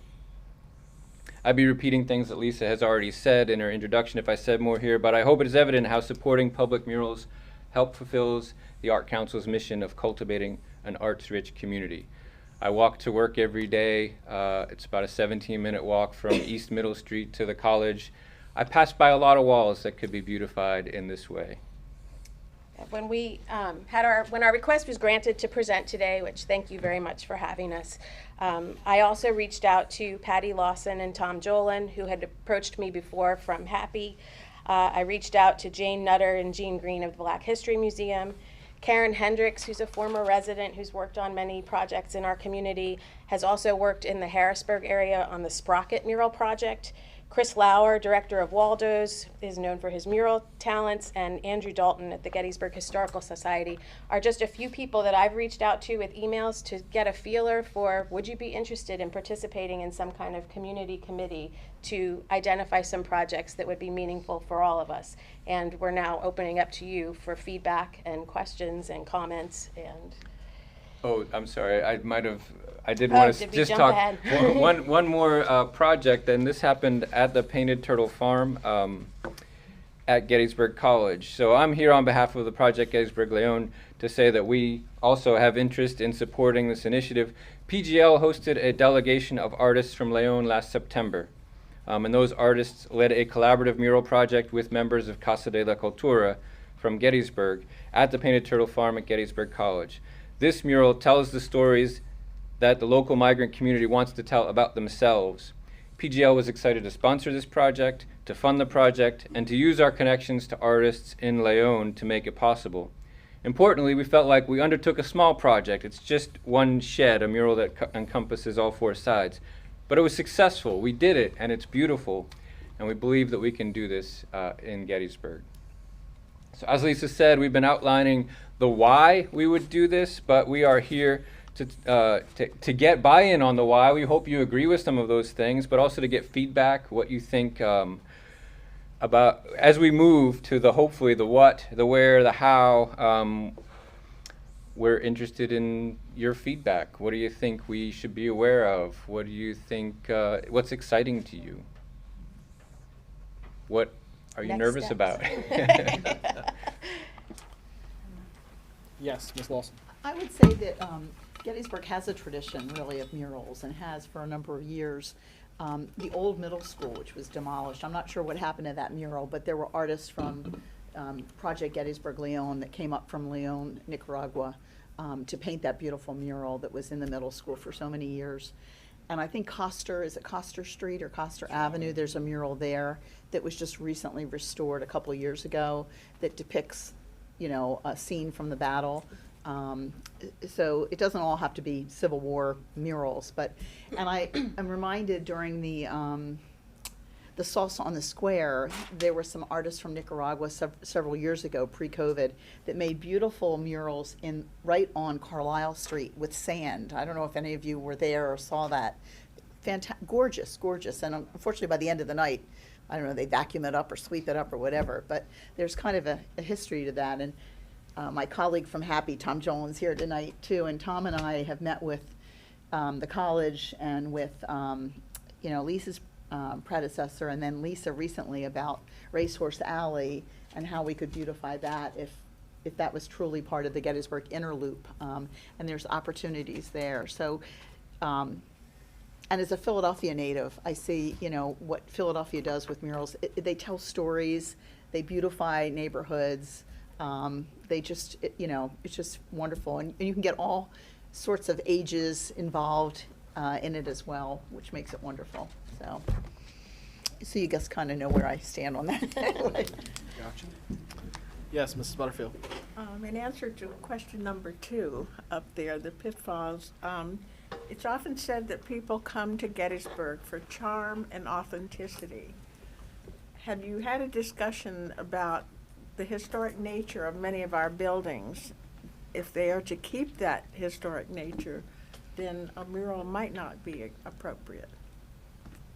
Well, I think part of pulling together a committee of stakeholders is to identify areas that would be appropriate and to prioritize in order of, so Racehorse Alley was one that is buildings owned by Gettysburg College. There's a building, I'm not sure actually who owns it, across the street from the Arts Council with a very big white wall that was identified as a wall of interest that could be part of an arts corridor if we got permission from whomever owns that building.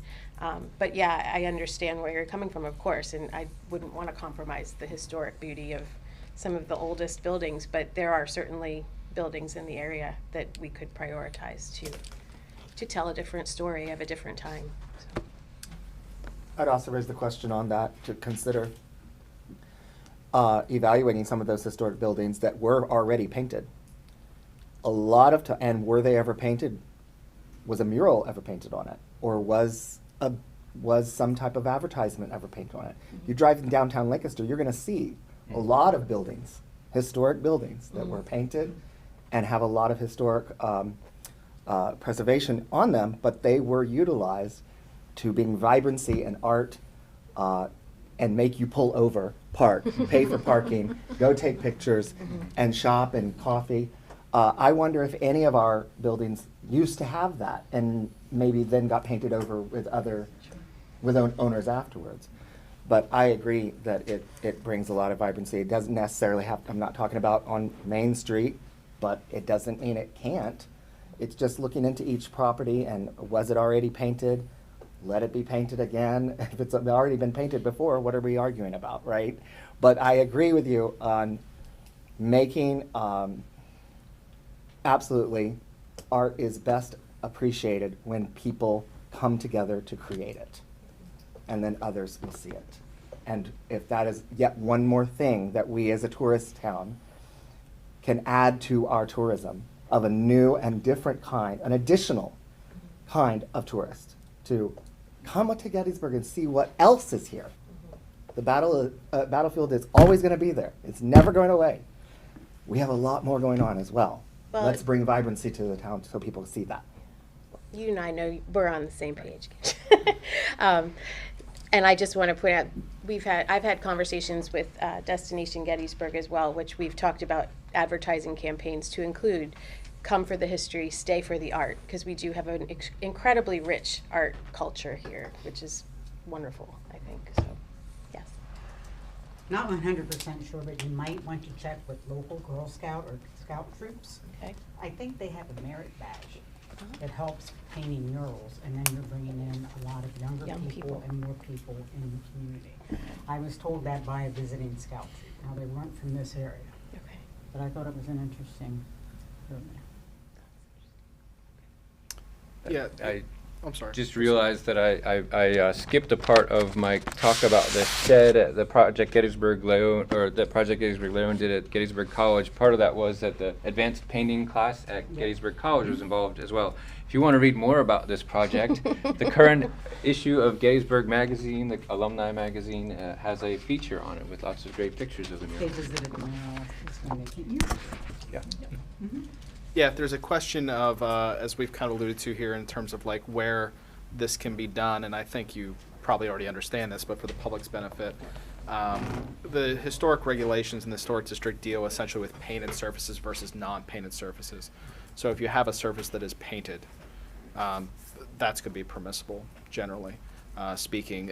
Some years ago, it was before I was on council, I was at a HARB meeting, and the mural that is on the side of the York Street building on Racehorse Alley by the fire department, Chris Lauer came here and spoke with them and went through a process. But in all reality, sitting in that meeting, Gary Schaefer basically told him he really did not, there was no legally required method for him to do that.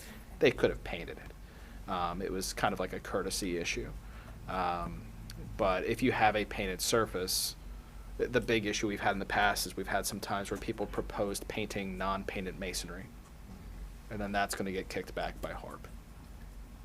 And In that the deals historic with, district. it deals with more I think it has a lot more to do with the preservation of the brick, as opposed to the concept of painting whatever you're going to put on it. It's more about the brick was not meant to be painted. And there are mural organizations that caution against painting brick as well. Brick wants to breathe, so that is something to avoid if you can. And there are ways to do that. First, as Lisa mentioned at the beginning, we don't only have to be talking about murals. There are projection art that could happen. Certainly if we're talking about the Baltimore corridor, it should not be a painted surface. It should be a projection that is temporary and might happen only at special events. But the other thing is to have panels that might go over a painted surface. So you could still have a mural on it, but not paint on the brick. That's also done when you don't want to paint the brick. And I'm just informationally, we have a variety of brick types in the borough as well. So you'll see painted, non-painted, based on the era and the type of construction. Thank you. Anyone else want to give some input here to the Art Council or the folks at Project Gettysburg Layout? All right. Thank you If very not, much. thank you for Thanks coming this having evening. us. Appreciate that. All right, folks, we'll be moving then to public comment. If you did not get a chance to check the agenda, the items on the agenda this evening include a discussion of Racehorse Alley and the future direction of Racehorse Alley. The two public hearing topics that we had, the tourist commercial to R2 parcel reclassification, as well as the event venue text amendment, and then a discussion of some of the first chapters of our employee policy manual. So the parameters for public comment are that you please give your name and address, please use the podium, and restrict your comments to 5 minutes. Okay? Anyone for public comment? Okay.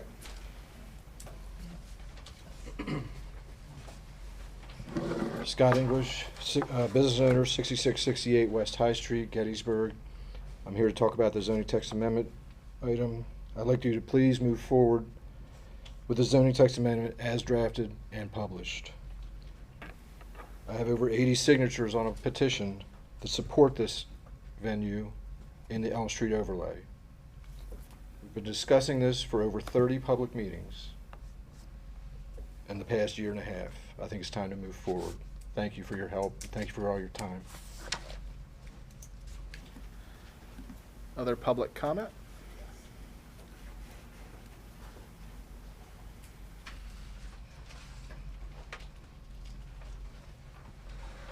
I'd just like to comment on the great description of a neighborhood that the last speaker about the Colt Park issue did. It was perfect. It just could describe the Elm Street neighborhood as well.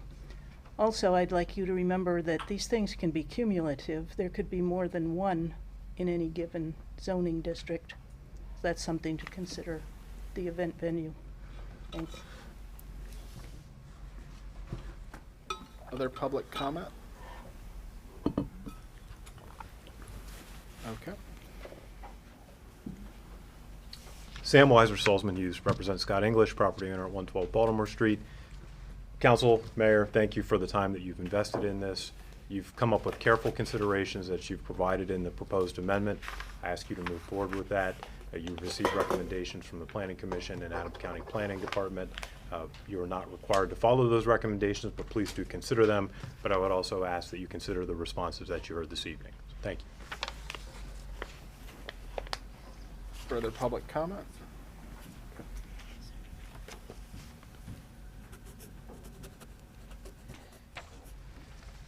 Charles Strauss, Planning Commission, 43 West Broadway. I'm now joined by Marty Jolan, also from the Planning Commission, here just to be helpful if you had any questions related to our discussion. Since it came up in public comment, I just wanted to recommend, in case you haven't read it, the DCED has a great packet of educational materials. Their planning series number 7 specifically looks at special exceptions, conditional uses, and variances. And I won't read from it, but it was helpful to us to, as we were considering why we would want this to be a special exception and what extra caution it would provide to the process. Because though the attention is on one parcel, the Planning Commission and certainly you are making a decision for districts, and not just one district, because as soon as one district would present as wanting an events use venue, I imagine other districts would say, why can't we be a district where this is permitted as well? So then we were considering multiple districts around the community and thinking about what steps could citizens have if an events venue is being considered in their neighborhood. And we thought the best step would be that they would have the zoning hearing board to go to. So the Planning Commission is supportive of development, very supportive of development, but we thought that this was another step of caution and suggested to you in case you would like to continue revising your ordinance a little more. Thanks. Further public comment? Okay, seeing none, we will move forward to the Racehorse Alley discussion. Mr. Clayball.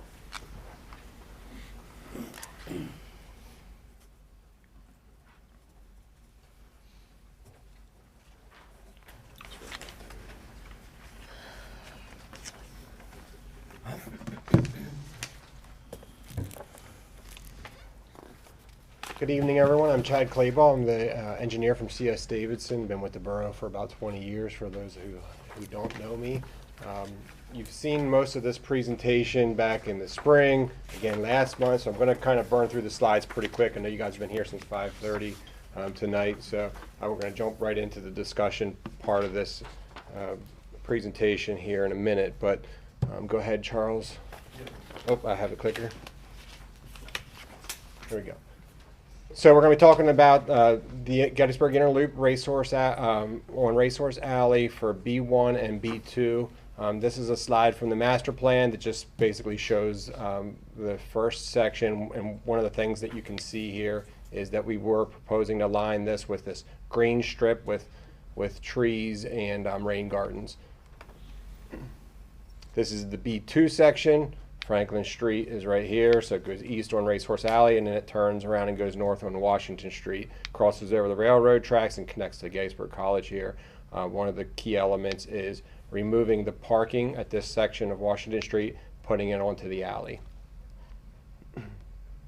This is a little before and after to kind of tell the story on Racehorse Alley. Currently on the left here, you can see it's inviting the cars, and whenever cars pass each other, they try to pass each other, they have to go outside the right of way on a private property to pass each other. What we would like to, the goal of the master plan was to make it more pedestrian friendly, add decorative street lighting for safety, and kind of reduce the amount of traffic that was on the street. Another one of the main goals is currently on North Washington Street. You can see the sidewalks are not ADA compliant. We were going to take away these parking places, widen the sidewalk to allow a shared use trail on the west side of Washington Street. Some of the signage, there's different signage for share the trail versus with just pedestrians, and sharing the trail with also cars. We've considered some traffic calming. So Racehorse Alley does get some higher speeds on the western block, the block from Buford Avenue to Franklin Street. Depending on what option we come up with, we may consider a speed table. I pulled a speed table that shows also permeable pavers. We are considering a paver surface. This is a slide you saw last month with the traffic counts. The highlights from this slide, if you can remember, is that there was a very small amount of vehicles on Franklin Street intersection. The big one was the intersection right here where Racehorse Alley intersects with North Washington Street. And you can see a large amount of the turning movements, 350 are turning left, and then 361 are turning right. So that was the turning movement that we saw the biggest impact to. Last month I showed you, I believe, 7 different options. I considered some options with a contraflow lane. For a lot of reasons we decided that that isn't a great option. So we're trying to eliminate the contraflow and whittle this down to a bite-sized piece here. So tonight I only have 3 options for one way, and then I also added 2 other options to the papers I just handed out. I'll get to that in a minute. But the first one here is one way east. You can kind of see how this works. One of the things you notice is the Creekside Apartments over here. You could still potentially do 2-way into the Creekside Apartments with one-way east option. This is the one-way west option. With this option, the Creekside Apartments one-way thing isn't as easy to accomplish. This also shows some of the signage that you would get. It's the typical signage, the do not enter signs and the one-way signs that you would normally see with a one-way street. And then a Franklin funnel option that we considered, where you would come from Buford Avenue east to Franklin and from Washington Street west, and then they would both have to spill out and funnel out Franklin Street. So I'm going to just leave it right there, and I'm going to jump into what I did to try to help our discussion, because I did get a lot of feedback from this, from our presentation last month. A couple of public comments through the Gettysburg Borough website. And what I tried to do is I did the best I could to boil down all of the different concerns. We want to capture our goal of trying to make this safer for pedestrians and bikes and make it lit, while not compromising as minimal as possible some of the function of the alley. So that's the challenge here, is how can we get both of those 2 things? So what you can see on this scoring sheet, what I try to do is score all of those items that we are considering, 1 through 5, 1 being the worst score, 5 being the best score. And you notice I made the number 1s in red for a reason, so I'll come back to that. Across the rows are the options. Now, I just pointed out that we have the Franklin funnel, the one-way west, and the one-way east option. You also notice here there's a no left turns from the alley to North Washington Street. And there's also a Franklin centrifuge option. So this one on no left turns from the alley to North Washington Street, something that I got through public comment through the Borough's website, and I thought it was an intriguing idea. The idea is that if we just do nothing other than add 1 sign that says no left turn if you're heading east on Racehorse Alley and turning left on the North Washington Street, if you just added 1 sign there that says no left hand turn, would that accomplish the goal? So that's I made a column for that. And then also you have the Franklin centrifuge. So just like we have the funnel here, you could be doing it the opposite way. You could go up Franklin and then outward. So I did add that one to the options as well. Some of the items on the left, the rows on the left here are the goals or concerns that we were looking at. Again, the main goal was to try to make this thing safer, but it came with some concerns about what impact that would have to traffic. And so I tried to list the best I could those ideas and the things that I heard about. The first 2 is the 2 primary property owners in this location is the Gettysburg College Facility Services and the Creekside Apartments. So I tried to rate which ones had the biggest impacts to those two items. There are other property owners along there. I haven't had a chance to interview them all. I don't know if I will be able to have a chance to interview them all, but just wanted to let you know that we understand that there are other property owners on that alley. The third one there is the safety at the racehorse and North Washington Street intersection. That's something that Mr. Moon has brought up a couple of times. We're specifically concerned about the heading east on Racehorse Alley and turning left onto North Washington Street. That's the one that's the most concerning safety-wise. We have the concern with the parking spaces. If we do eliminate the parking off of North Washington, like I said, and add them to Racehorse Alley, some of these options work better for that. We have the concern of the impact to North Washington Street the traffic signal. The biggest current issue with the traffic signal is the stacking when you're heading southbound on North Washington Street.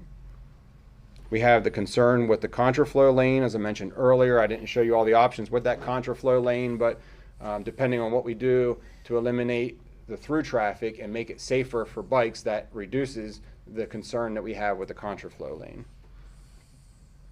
Of course, the goal from the master plan was that the safety for the pedestrian and bikes. That obviously goes with the least amount of through traffic.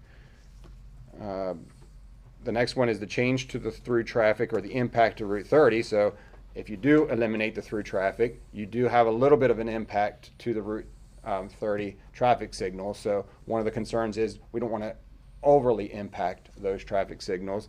We did hear from the transportation engineers that regardless of what we decide to do here, it's not going to be enough of an impact to warrant a change to any of those traffic signals. So we can eliminate that variable from the table. And then the last item that I put on here is that some of these options that I show, like you can see here, with a lot of do not enter signs, the signage could be considered a little bit confusing to some folks. So I listed the items, the highest ranked from the scores that I gave each one of these things to the lowest from left to right. The highest ranked was the Franklin funnel. The second was the no left turns from the alley to North Washington Street, followed by the one-way west, then the one-way east, and then the centrifuge option. And I'm not going to go into every single one of those scoring criteria that I just went through, but what I want to do is point out some of the red number ones before we open this to discussion. So let's look at the Franklin funnel, for instance. That one generally got the highest score because it checked off the most boxes. Oh, and something else I need to interject before I go any further. We did meet, Charles and I met with the facilities director, Jim Biesacker, at Gettysburg College on Friday of last week, and they expressed their interest in heading one-way west for the block where they reside, which is the eastern side of this. So either the Franklin funnel or one-way west works with what they would like to do. They preferred not to have the one-way east or a centrifuge option. Charles, is there anything else that we need to add from that conversation, do you think of, from Friday? Not unless you want to get into the specific logistics that they have a concern about. I would say that we spoke about Creekside. There's a potential conflict if you do one-way west, I think it was. Right. So, and I wanted to point that out that Gettysburg College did respond to us here that they like the one-way west option. I only gave it a 3 for the funnel and the one-way west instead of a 4 or 5 because they would still prefer to not do anything and be able to come in and go as they please. But if they did have an option, they wanted to go west and not east. Chad, excuse me, I know you said you talked to the folks at Creekside Apartments as well as the college. What about M&T Bank? Because they have a parking lot right back there. No, I have not talked to them yet. I have not talked to any of the banks, M&T or Members First, I believe. Maybe it's Members First. Yeah, I'm Members thinking First, it- yeah. I guess Yeah, it's yeah, Members First. yeah. It's right across from the Yeah. Ragged Edge, because they have a pretty significant Yep. parking lot. Now, they back do there have two entrances off of Chambersburg on Street. either side of the Right, building. that will kind of help them a little bit. Well, I think don't they use that for their drive-through, though? Yeah, it's Maybe- used for their drive-through as well. Right. But they do have parking in the back there. Mhm, so yeah, they got maybe- parking in the back, yeah. Right.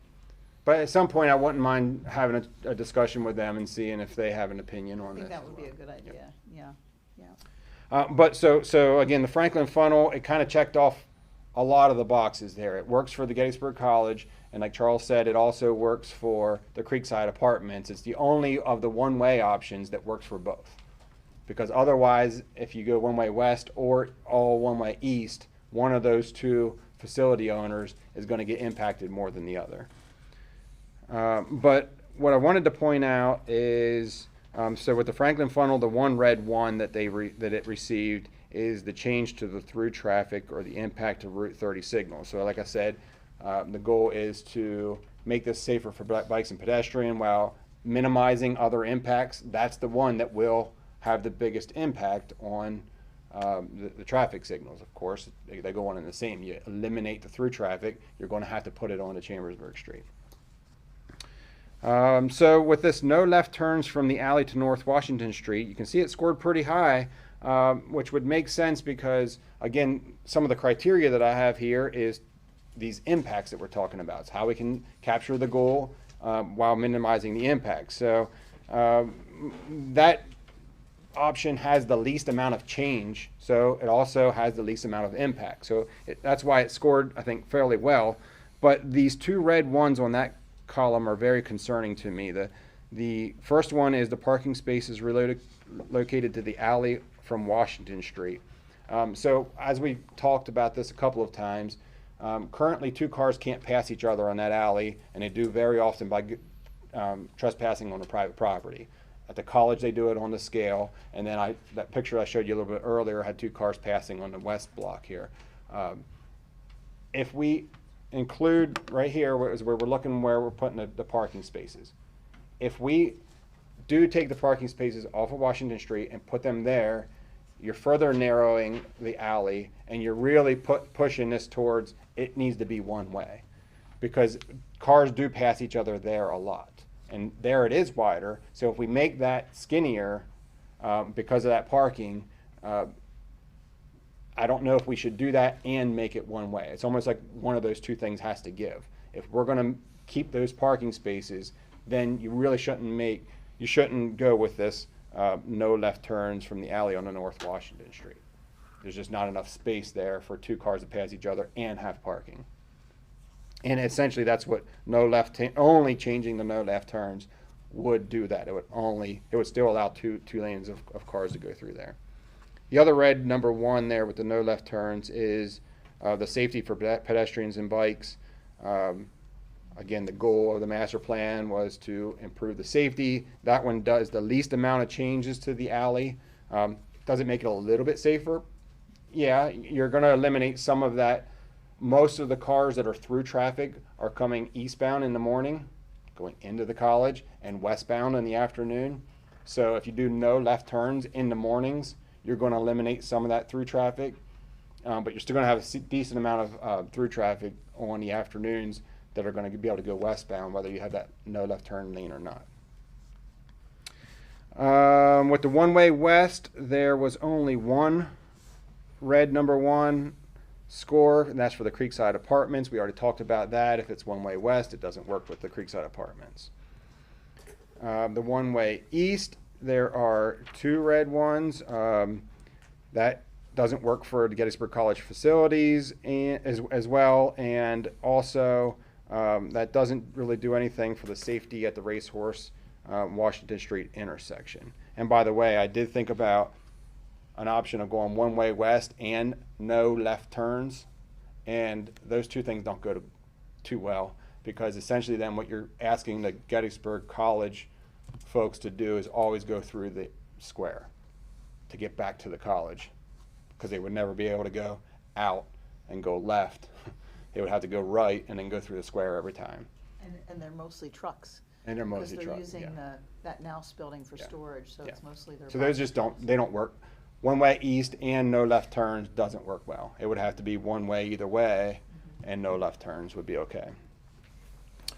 Oh, the other red number 1 with the one-way east. Oh, I did talk about that, I'm sorry. I'm on to the Franklin Centrifuge. That one got the lowest score, but I kept it on the sheet just so you could kind of see how they all match up against each other. There are a few concerns with that one. It doesn't work for the Gettysburg College or the Creekside Apartments as well. And it also has the biggest impact to the Washington Street signal. And it's also the biggest change to the through traffic. So for a lot of reasons, that seems like it's not the best option. So I'm just going to stop talking there. I'll throw it to you guys to deliberate, ask me questions, open the discussion. Again, we don't need to leave tonight with an all in favor or a decision on this. I expect this to be several more months. I'm hoping that sometime midsummer we have a solution. We are looking to potentially be doing some construction next year. So this fall we need to be moving to the bidding stage. But again, just open it for discussion for tonight. Yeah, I'm not sure I understand the no left turn option, the second option. I mean, aren't we kind of required to hold cyclists to the same laws as any other vehicle on the road? And the intent here is for cyclists to use this alley to turn left there.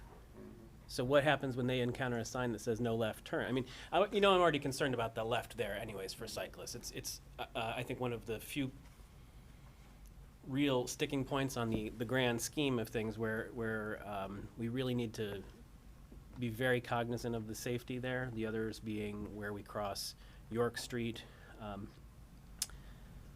But how does that work if there's no left turns there? How are we moving all of this cycle traffic to the left? It's a legitimate concern. That no left turn only improves the safety of vehicles pulling out there. It eliminates one of the 4 turning movements, right? There is no magic silver bullet to bicycles heading east and getting onto our sidewalk heading north on Washington Street. Mm-hmm. There's none of these options will eliminate that concern. But is our intent for them to get onto the sidewalk or Yes. to get into the road? To the sidewalk. Hmm. And that sidewalk's gonna be widened there. Yes. Because right now, it's not ADA compliant, some of Right. those No, I steps. understand.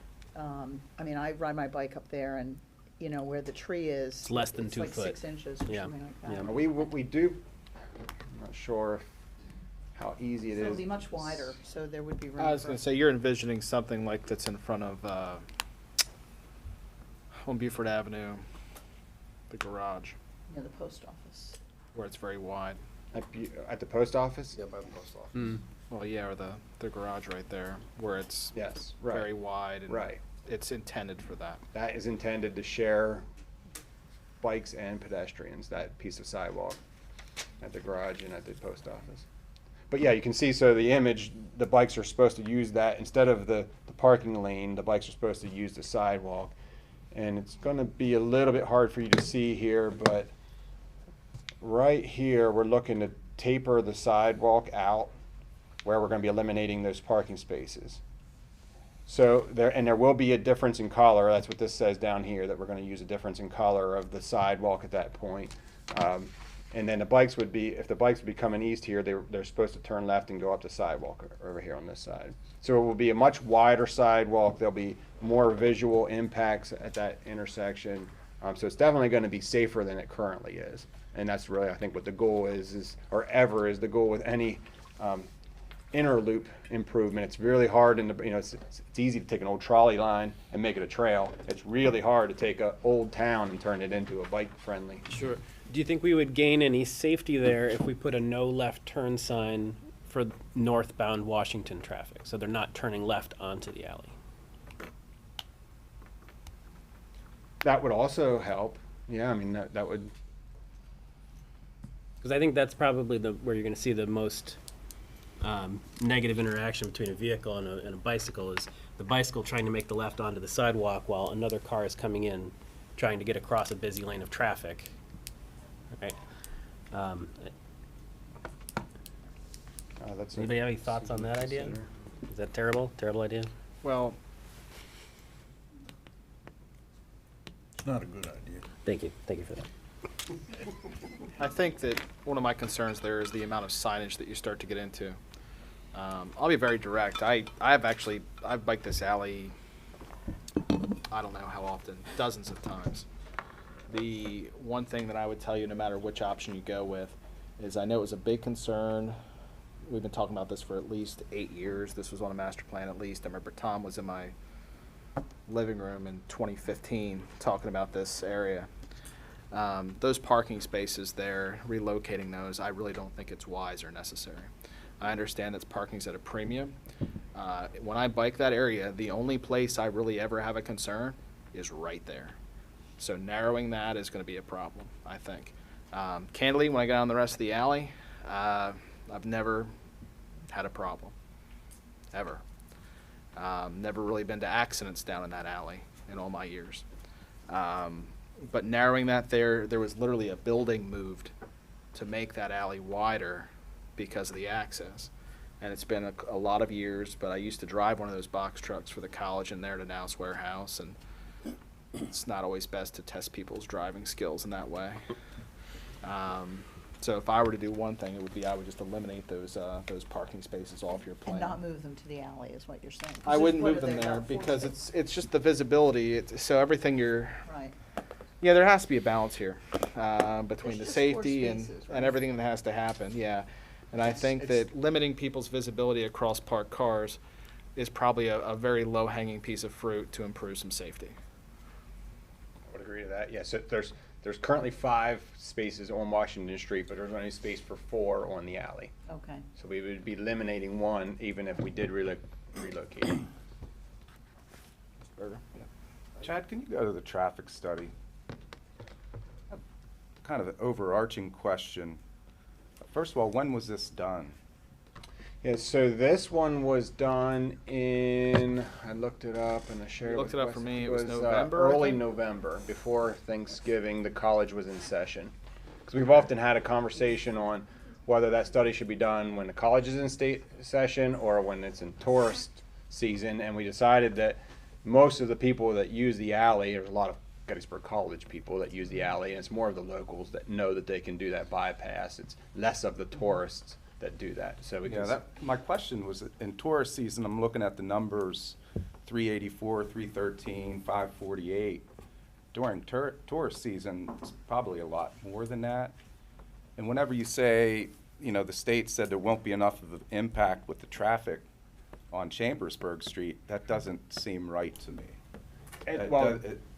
So it doesn't meet that there's a set of criteria that traffic engineers use, and the engineers we had that were helping us work directly with PennDOT on this, and it's based on the impact to the existing number of cars. So Route 30 has, in this part of town, and maybe it's a little bit less in the eastern part of town, but it's somewhere in the 12 to 15,000 cars. That's why a couple of hundred isn't that big of an impact. It's not enough to warrant a change to those traffic signals, and that's all just based on calculations. Well, living here for 25 years, live on the west side of town. I drive that alley twice a day. I do bike and walk.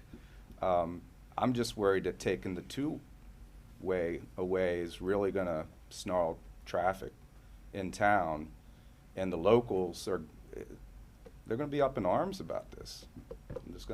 I just see this coming. So, is there merits talking about keeping it two-way with still bikes and pedestrians? Was that ever an option that you guys discussed? We can do all of the improvements that are shown on our master plan and let it just the way it is. I've said that a couple of times. It's simply a matter of making it safer for bikes and pedestrians. It's also acknowledging that if you do it the way it is, you're allowing the 2 cars that pass each other on private property to continue to that happens. So the alley was really never intended or designed or built, or the width of it, for 2-lane traffic. All alleys are, by definition of our borough ordinance, supposed to be a secondary point of access to properties. It's not it should never be the primary route for anybody to get into or from, through traffic to or from work. It's not what an alley is I see defined it as. negotiated pretty well every day. Yeah. And so I just And want, people that I are- just want to bring that up Yeah. for, I'm open to discuss, keeping the two-way as well. Because I know there's going to be town people that are going to want that. And I received one phone call from a person who I couldn't believe actually watches our borough council meetings and got my ear bent really hard about changing that and taking two-way traffic out of that alley. So I'm kind of like Chris. I'm not saying I'm opposed to it yet, but for me, it should remain two-way. And to say that it was never intended to be two-way, yeah, back in the late 80s, early 90s, we started to widen that alley to try to make it a better two-way access. And we got down to a telephone pole and a house and a scale. And those are the three things that still, to this day, block us from making that alley two-way. Yeah, and so whenever I say it was never intended, again, it's borough definition of an alley. And Okay. secondly, it's only 12 feet. The right-of-way was only 12 feet, so it was never opened as a two-way. You can't have Right. two-way traffic in 12 feet. Those three items still remain. We asked the college again on Friday, would they be interested in dedicating some additional right-of-way where the scale is, and again, they said no. Yeah, I had that conversation before COVID hit. And that was not the response I was hoping for, obviously. Because that's the largest piece of geography we have to make it to 2 lanes, if that's possible. That and the house, there's just. House, yeah. Well, the there's house is another problem, but I mean, it's The completely house right impossible. there Where most is- people pull off is on that scale, right? That's the reality of the situation. Yeah. I mean, there are a few problems we have here. We define an alley, and I completely understand and agree with how we define alleys. This alley is a little unusual because of the geography of the town. So we have Chambersburg Street, we have Middle Street, and we have Racehorse Alley that run east-west in that area. And that's a function of the existence of the railroad and the creation of the national park. So even if you go at High Street at a certain point, you're going to have to cut back to Middle Street. And that makes this all very difficult. The other part of it, though, is how narrow it gets. And that is a problem, I think, as a government, to tell people they're just going to have to go into private property is not really great. But the Franklin funnel, which was what was shown to me, and that was what came off of Habby's master plan. We're talking about master plan. We're talking about Habby's master plan. From the day that I saw that, I thought the intention of this maneuver is to get cars out of the alley, and that is it. And it's probably, I understand that sentiment, but to me, it's always seemed to be one of the most impractical traffic arrangements, just knowing what we know about the area there and about what happens in July. Traffic will deadlock on Route 30. That's what it does. I'm not saying that this should be anyone's primary route, but I also observe what is done. And to simply legislate people away from that completely in the funnel seems just not to be productive. There's times in tourist season there at Washington Street where you can't go forward because the square's still backed up, even Yes. though the traffic light's green. So, again, Tourist we season represent the yesterday. town citizens here too who use this alley. It's just I just have some reservations with making it one way. I'm willing to listen, but, I hope we can consider. The 2 phone calls that I got on this issue were both lifelong residents of Gettysburg, and both very much wanting it to stay two-way. They both expressed anger toward the biking group, that if they are usually there for pleasure, where the people in the cars are often there to get to where they're going. Just an interesting perspective. Right. And the idea, I getting where think, they're not to speak for the whole Happy group, but since I serve on that committee, I think the idea is that you know, trying to see this community as more of a pedestrian-friendly community where, you know, hopefully you would, if you're going to, you know, go shopping or go to the post office, that you know, that more people are starting to walk and ride bicycles and things like that. That's a whole different mindset than what people are used to in terms of liking to drive right up to wherever they're going to be shopping or whatever they're going to be doing. I actually walked to the post office the other day with a neighbor who did the same thing, bent my ear about, as we walked down the alley, you know, why it couldn't be two ways. So I don't know.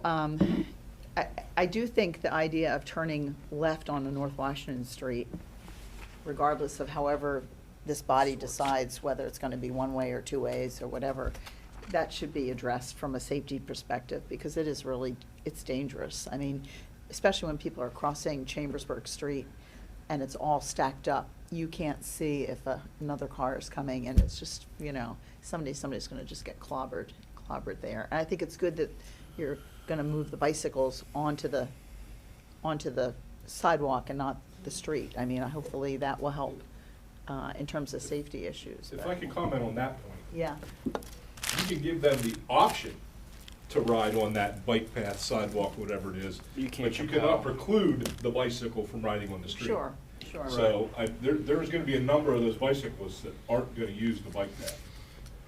That's one of the issues that I saw with it. The other thing, and I'll throw this out there now for everybody to think about, is I'm opposed, unless you've got a designated bike path, to running the bikes the opposite direction of traffic. If you're going to make that one way, because you're opening up a can of worms, because they're going to say, well, we can do it here, why can't we do it down here?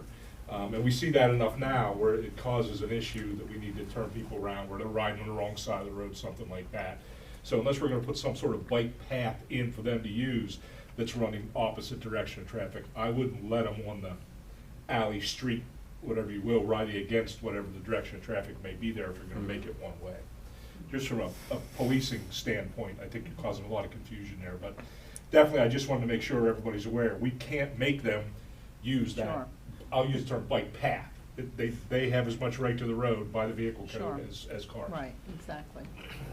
Well, and the turning left, I think, is a big issue on Washington Street. It's a big safety issue. If we ended up here, you know, and this is if we go to a one-way status. I know Chad spoke often about how he favored eastbound, and a lot of it comes down to the issue at Creekside Apartments and how do you deal with that if you have two lanes. From a practicality standpoint, if you go westbound, you're making a right-hand turn off Washington Street and a right-hand turn onto Buford Avenue, almost certainly, and it eliminates a lot of the problems we have with left turns across traffic, where how many times do you see people stack on Buford Avenue because they're trying to make that left into the alley when they probably should have just given up and going down to Chambersburg Street. Well, well, I agree with the comments about the left on to Washington Street coming eastbound out of Racehorse Alley. 50 years in the fire department, I can't remember one accident there. That's true. So are we trying to fix a problem that is a problem on paper, but in reality, it's not a problem? And I've made that argument before with Howard Avenue and West Middle Street. You know, for 17 months, I asked the chief every meeting, how many accidents were at Howard and West Middle? 17 meetings, we got one. Two. Yeah. Two? Okay, two. I will say, I just looked that question up about the crashes at Washington and Racehorse Alley, and we've had none in the last 5 years. None? You said none, Chief? Well, I've I never agree, been to it's one not the in best 20. place to pull out, because I do it a lot. I do it every day. But Yeah, the you reality have to be is, people who do it obviously are pretty careful, because they haven't run together yet. Yeah, and Chief's also right. I mean, whenever groups come to me and ask for me to design bicycle facilities, we often have to consider who is the user. What's the goal here? Are you talking about the tricycle, you know, or training wheels biker? Or are you talking about the cross-country spandex biker? And those are the people that, right, the dad with a tricycle, he wants to be on the sidewalk, right? But the cross-country bicycler, they want to be on the street with the cars. So they're not, all vehicles are not. Ken is 100% right about that. That's been my experience in the last 35 years of being a police officer. That's a very good way to characterize it. They don't, those folks that, the latter that he was just talking about do not want to be on a bike path or on a sidewalk. They want to be on the road. And I think one other thing to keep in mind too, because what I'm hearing here is that I'm kind of hearing that no left turn from the alley to North Washington Street might be the compromise, where you can eliminate some through traffic, because if you do that, most people won't go eastbound because they'll continue down Route 30 and they'll go around through the Washington Street. So that's that option of no left turns from the alley to North Washington Street is similar to the westbound option, which the college likes, but it also works with the Creekside Apartments because you can go either way there if you don't do anything with that block. People that go eastbound though are going, like, I teach in Biglerville, so I wouldn't go the alley if I couldn't turn left there. Right. Yeah, So that doesn't make any sense to me. Right. So you're basically, yeah, if you can't turn left there, you wouldn't use that alley. But John, just like, there's no accidents there, so why would we do that? To eliminate some of the through traffic. And or to, I mean, I've heard plenty of times from Councilman Moon that there was a concern about the safety at that intersection. Yeah, I'm concerned about that. That's why that came up, and I got a public comment on it, and I thought it was worthy of putting it on the options list. Now, one other thing I want to point out too with the traffic counts, this count does not segregate the difference between AM and PM. The one that the county did several years ago did. In And it was- December. Yes, and December was also college time, not tourist season. I think it was after the college. No, it was actually a little bit higher numbers. It was still during college. Okay. Yeah, I did double check that. Did you double after check our that? I conversation. remember Yeah, looking I at that and double-checked going, it. December. Nope, and actually those numbers were actually a little bit higher than these, but it was also in college, when college was in session. But what was interesting for me, the difference between that one and this one, is that in the morning, you could see that difference. There was more people going east in the morning, more people going west in the afternoon. Where we have more of the congestion is in the afternoon, and not in the morning. So that's just something else to keep in mind. If you did the no turn left, you're eliminating that through traffic going eastbound, but that's less of a congestion issue than the westbound. The westbound option is the bigger congestion issue, especially the stacking whenever you're going southbound on Washington Street, that traffic signal. If you could still use the alley as your off ramp and be able to get west, that would allow some more flow that way. So I want to chime in here. As Mr. Claybaugh and Mr. Jolin are probably well aware, there have been points in time where I have objected to the way the Interloop project has been executed, particularly when it bulldozed through my fence. But I gotta say, I'm in general very supportive of this concept. We do have a walkable borough. That's one of the things that makes us a sustainable government. And quite frankly, we need to do everything we can to encourage people to get out of their cars. Now, obviously, you can't get out of your car if you're driving to Biglerville. But if you're just driving across town, you can. I'm not sure, respectfully, that just not wanting to go through stoplights is a great rationale for continuing to encourage people to use the alley in a two-way direction. So it's not, I think, the intent of the alleys. It's, I mean, I get it. I don't want to stop at stoplights and stop signs either. Nobody wants to stop at Stratton in the middle, for Christ's sake, right? But we still have to stop, right? We have to slow down the traffic here. And if the goal here of the master plan for Happy and for the borough is to make a more walkable, bikeable, easily commutable borough, we need fewer cars. And we can't reduce the overall number of cars throughout the entire borough, but there are ways we can reduce automobile traffic in specific areas to encourage this pedestrian and alternate forms of transportation. So I like the funnel plan myself. That's what I would advocate for. I note here it has the highest score. The big thing that jumps out at me is, and I think I already know what Mr. Lawver will say, the timing on that light at Franklin Street, it would have to change, but fat chance, right? I think that's the biggest stumbling block for that plan, but I think what it creates there on the alley is this bold step forward to rethinking how people who live in the borough use the borough. That's it. Thank you. Mr. Carr, yes, sir. I'll just hopefully wrap this topic up with the comment that some of our colleagues said they heard from one or they heard from two. I only heard from one. This has been on the agenda.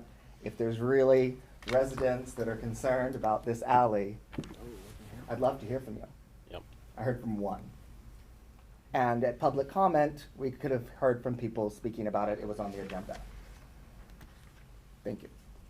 Well, maybe after Jim writes the article on tonight's meeting, you may get more than And that's what I always encourage, because then we don't, and then something happens, and that's when we hear from people.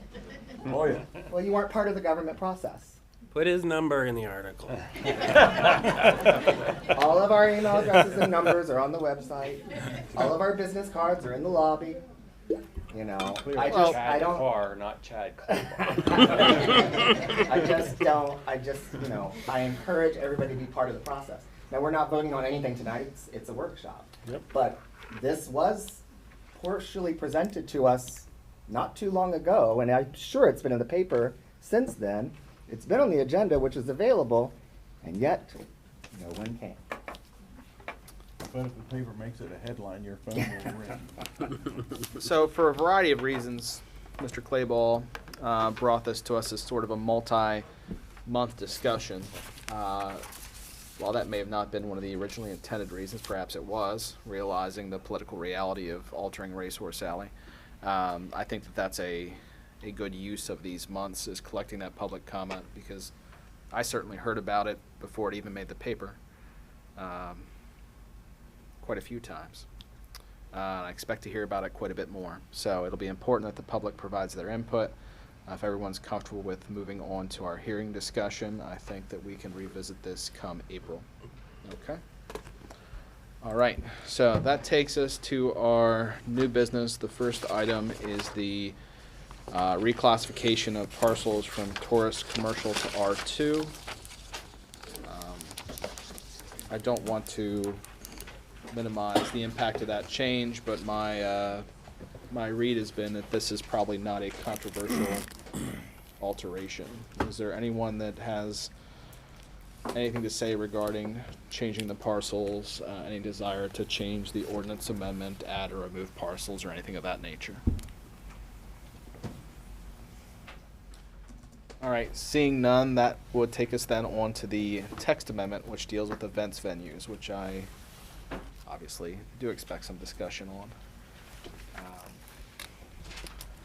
So where this has kind of stood over the months that we have been discussing this, and it was pointed out several times that we've been discussing this for quite some time, is that we have had previous expressions of opinions by the members of council about parts they favor or not of the ordinance. The ordinance is fairly complex. I think that's evident in the public comment that we had this evening about all the different parts that are here. So where we're at, in my view, is that if we're going to vote on this, I'd like to have a reasonable assurance that leaving this meeting, that at this point, there's a majority that would intend to adopt the ordinance, right? It doesn't make a lot of sense to vote on it if we're not going to adopt it. But at the same time, if we can't identify any specific changes, I would say that we need to proceed and vote on it, no matter. At our April meeting, right? There is a time, so Mr. Eastman, why don't you comment to the time? Procedurally, Yep. where I would Necessities. anticipate that you are, if you wish to proceed ahead with the text amendment as presented and as subject to this public hearing, the action that would be taken at the April meeting would be to authorize the publication for enactment. So the actual vote would be at the May meeting meetings would be to advertised. actually enact Okay. the ordinance. Right. But obviously, the direction from council will be at the April meeting. Okay, thank you. So I guess I would ask if there are people that are opposing the ordinance as is, if, just to kind of make it clear for the public kind of where everything stands. I can do that. I appreciate and share some of the frustration with the length and unwieldiness of this process. I've been pretty consistent all along. You really do, making these political decisions, think about the common good and weigh economic opportunity and diversifying our tourist attractions with the livability and quality life of our neighborhoods. And the way I come down on this is that I feel in the Elm Street overlay, a special event venue is not appropriate. And that's the reason why I'm going to be voting against it. It's, for my opinion, it's too densely packed with the row homes. I wish the Gettysburg Academy was in a different place, like on Steinway or Tourist Commercial or the ROR by the hotel. I appreciate what Gettysburg Academy is all about, but having 100 people outside, the parking, there's just so many different issues. And if you do open it up for that parcel, it can be opened up to other parcels in the Elm Street overlay. To me, the nature of that is more residential. I know it's mixed use, but I will be voting against this ordinance because of that. Yeah, I'll echo that. I also am not supportive of the ordinance as it currently is written. I think Ms. Maher summarized pretty well that as of last fall, we had arrived at, I think, a pretty good compromise. I'm not saying I would have supported it in that condition necessarily, but we had reached a compromise. The special exceptions, along with the management plan, I think gave the neighborhood the ability to talk to the borough and say, hey, this isn't working. Or, you know, hey, we need to talk to the venue and change this, or come up with, you know, some sort of plan to make sure that the use was not creating an undue burden on the people of the neighborhood. And when we talk about the life and vitality of the neighborhood, we're not talking about the buildings, we're talking about the people who reside in them. I think it's easy when you look at High Street to think of it as a mixed-use street, but the property, the building is also much closer to South Washington Street. When you look at South Washington Street, there is nothing commercial about it whatsoever. It is absolutely a residential neighborhood. I think we have to be very careful. I want to thank Mr. Strauss for his comments about caution. I think the compromise text that we had in place before the January meeting was stronger and more supportive of everybody in the neighborhood, as opposed to specifically potential special event venues. I would ask my colleagues to think about reinstating those very sensible compromises. Okay. And it's probably the appropriate moment for me to mention that just, we went through a quite extensive process. We had identified different restrictions and alterations. And I think that just without getting too deep into everything, reviewing all the public comment, not just from now, but from the creation of the Elm Street District, the intent of the establishment of that district,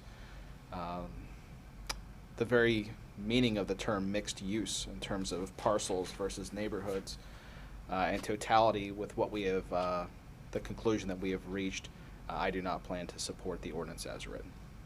And I think that that was probably clear before now. So, my question is to the four that have not spoken yet this evening, do we have an ordinance that we're going to move for an enactment, or are there any changes desired? I'll go ahead and speak up. I'm ready to vote for it as is. I want to make a comment that, as was already stated by Mr. English, that building was there since 1813. When I moved here several years ago, I moved right next to the railroad. And one of my first complaints was, damn, that train that goes by a couple of times. And some friends of mine said, that railroad was there long before you. You're just gonna have to get used to it. And then I did. I gave it some time. Now, I sleep fine hearing the railroad, hearing sometimes the fire engines. I lived right on Stratton when I first moved here. You know, with time, I think sometimes it's not as bad as you think it's going to be. I'd also like to state that it could very well, right now, be a museum, be a restaurant, 7 days a week. Sure. I also want, for the record, since it was mentioned in public record, and I just don't like misrepresentation, the non-discrimination ordinance is in regards to discrimination based on sexual orientation, gender identity, and gender expression, because there is currently still no Pennsylvania state law that protects against those classes, protects against everything else, age, race, etc., discrimination against those things. But I think it's fair to say, at least, and I appreciate public opinion, but this is my opinion, I do not feel that the Gettysburg Academy, or what they want to do in the building, in the land that they own, is jeopardizing anyone's ability to receive employment, housing, or public accommodations based on discrimination. Thank you. However, if you do feel like you are being discriminated against, we have the ordinance and we have the Human Relations Commission for a reason. File a complaint.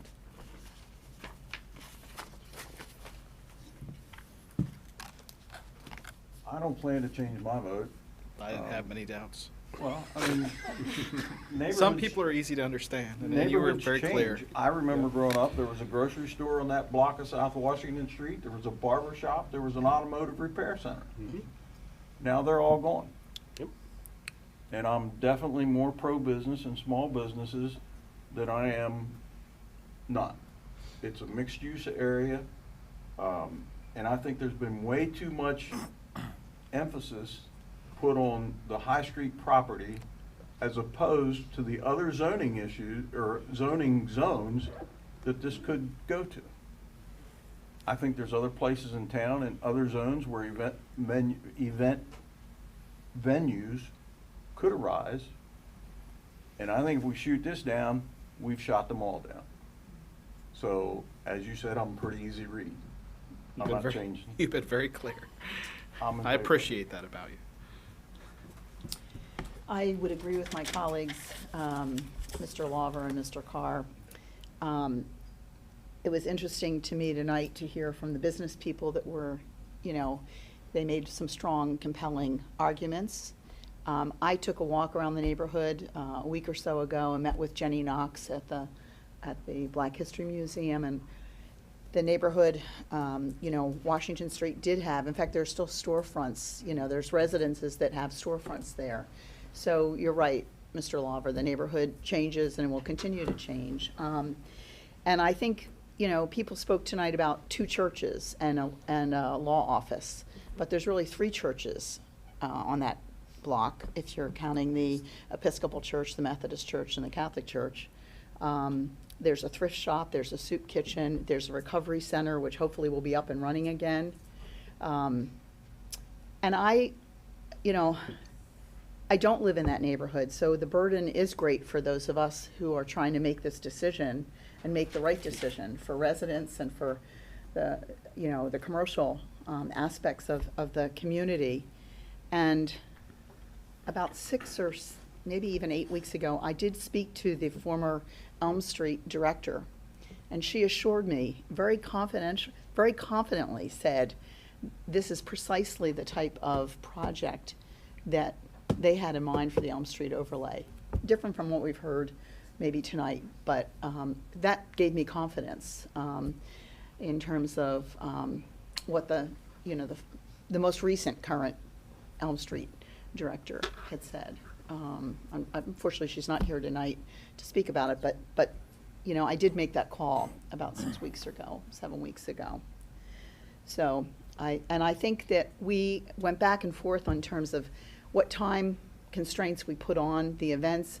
We talked, you know, we have talked 30-some meetings, and we know there are ordinances in place, like the noise ordinance and things like this, that will support, you know, in terms of being able to they're in place already to assist, you know, with that neighborhood. So that's where I am. Mrs. Butterfield, anything? Well, I think my colleagues all said it well, and I would be repeating what I hear. So, no. Understood. Okay, let's make sure that motion appears on our April agenda then, to advertise. All right, that takes us to the employee policy manual. Now, we may not make it through all 8 chapters that we have identified this evening. One of the important things, I think, with this particular document, and I probably will make note of this at some point, is that it's probably going to be prone to reorganization. So the concept or the thought process here is that we will work through the document as is, in the order that it is in, but understanding that there are going to be moments we're going to look at it and say, hey, perhaps this needs to be reorganized, and we're probably going to be mostly relying on Kara to do that when the time comes. There are some things that we may get to this evening that I noted as such. So I would ask you to refer to your copy of the draft. We'll start right at the beginning, into chapter 1. Before we Yes. delve into it, Simply, okay. I just wonder, we haven't really made a decision. We talked briefly about whether or not the employee handbook should have like a mission statement, and we know some municipalities do. And maybe it's because I come from a background with, you know, marketing and, you know, higher ed, they like to have mission statements. I think it's actually a good exercise. It doesn't have to necessarily be the whole body, and I'd be willing to work with a smaller group. But I think it helps to shape in terms of vision and how we see ourselves as a community, as an employer. And so I'm very much in favor of mission statements. Yeah, that was one of the things that I kind of undertook when I was preparing for this, was trying to put together something that was not too generic, something that wasn't just copied. And I actually went to some, it was interesting, I remember how many times he said it, Bill Troxel, we'll talk about the town, and it was interesting to try to tack down exactly how he said it. Right. And I think he said the most famous small town in the world. He did, in America, I think he said. Did he, Well, it that was the world? that was one of the questions. Okay. I always heard of world. The That was world, one of the yeah. questions that came up, because there were different, you know, I thought, how many times did I sit here and Bill said that? Right. And I didn't write it down because I just took it for granted. But I had written, the Borough of Gettysburg will strive to efficiently protect the health, safety, and welfare of the residents and visitors of the most famous small town in the world. So, I mean, what a borough does is safety, health, safety, and welfare. Right. I took a stab at this too. I don't know if any of you had a chance to look at it. It's in draft 2 in your folder tonight. To deliver fiscally responsible and highly dependable public services to the residents and visitors of Gettysburg Borough in a manner that advances responsive, professional local government through leadership, management, innovation, integrity, and ethics. The most famous small town in the world. Small town. I think it's in America. I'm a global thinker. Well, sure, yeah. Okay, Certainly maybe take not. this any Maybe number not, of but directions. we're going to But- put ourselves. I like the world. Yeah, when the folks from Sikajara were here, they certainly knew where we were. This All is to Ms. Lawson's point. I think. Yeah, that's something we this can. this is a broad statement that from which everything else you do is the basis for. Yeah. Very good. Okay. All right. So we'll kick back and forth, I guess, the language of a mission statement a little bit.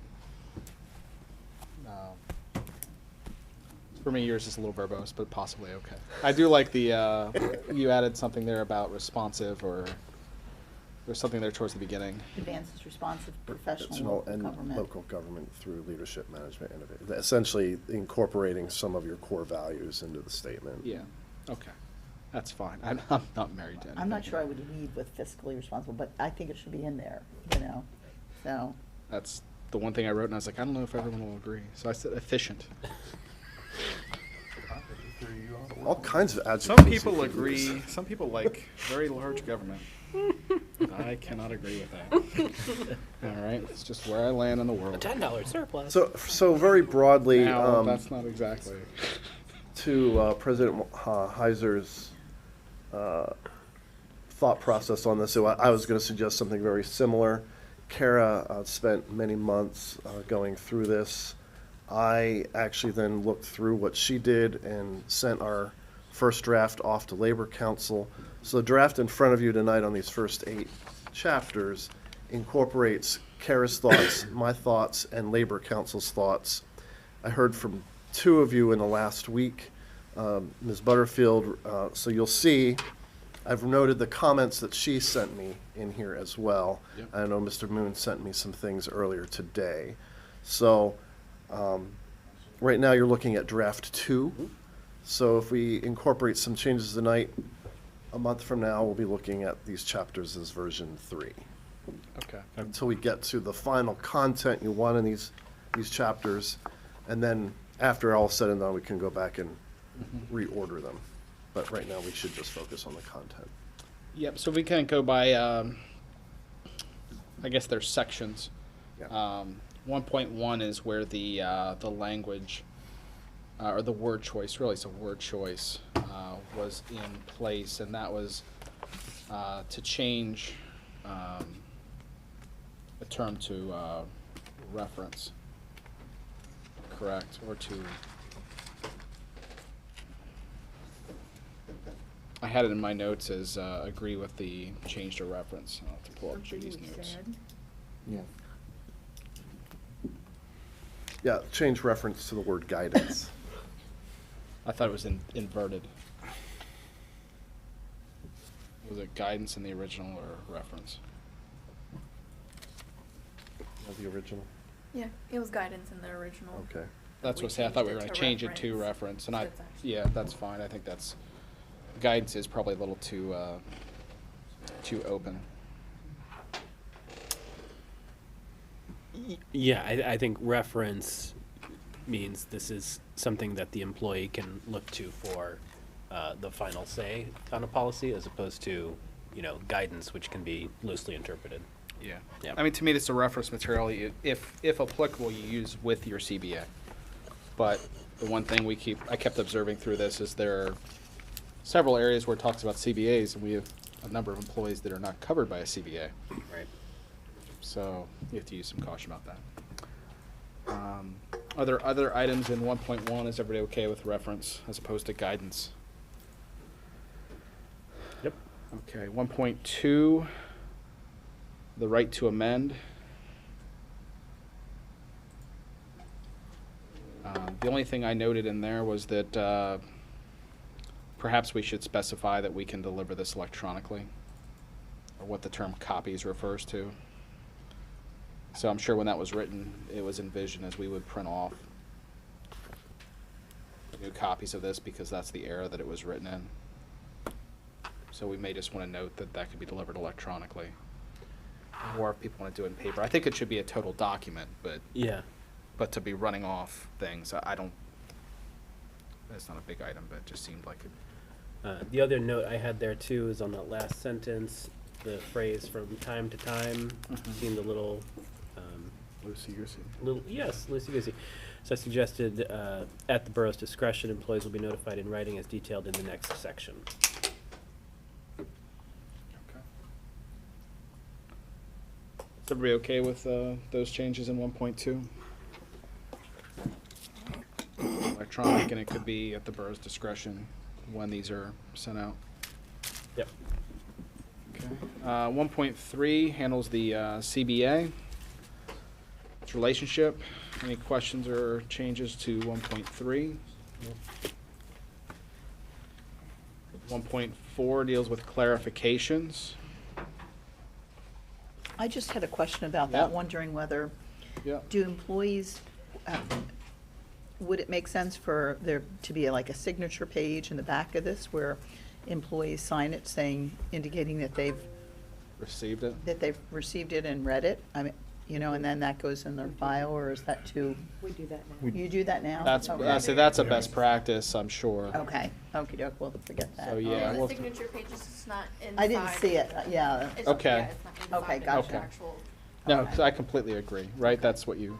Okay, yeah. Then they know we take it seriously, so. Okay, and then the last thing, of course, the effective date, which will be inserted.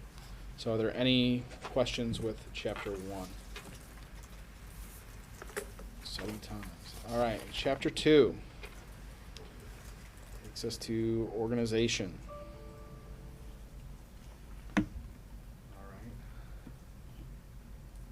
Are there any desires to change anything in chapter 2?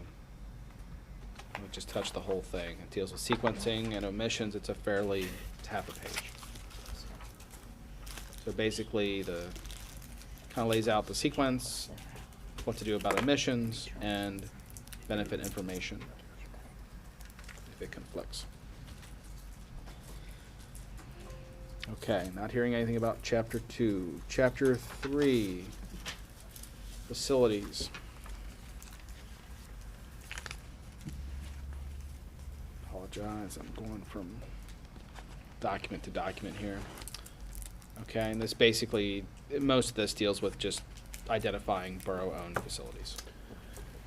Charles, in answer to your note on the side there, should the borough's dump site be listed here? I would say yes, as an employee could be injured at the dump site. I agree. That's why I asked that question in a comment. Yeah. These are facilities that any number of our employees would interact with. And Yeah, I that mean, would be one of it's a them. piece of real property that we own, correct? Yeah. Because, right, while we lease Gara, the facility on Long Lane, we own it, so. Right. That's a logical listing. Any other omissions anybody sees in chapter 3? On Charles's question, should properties we pay MS4 fees on, what's missing? That's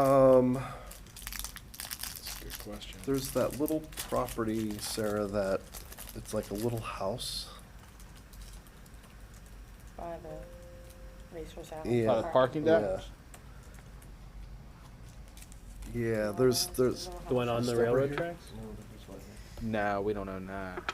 That's, There's. on the alley, right? It's through HUD.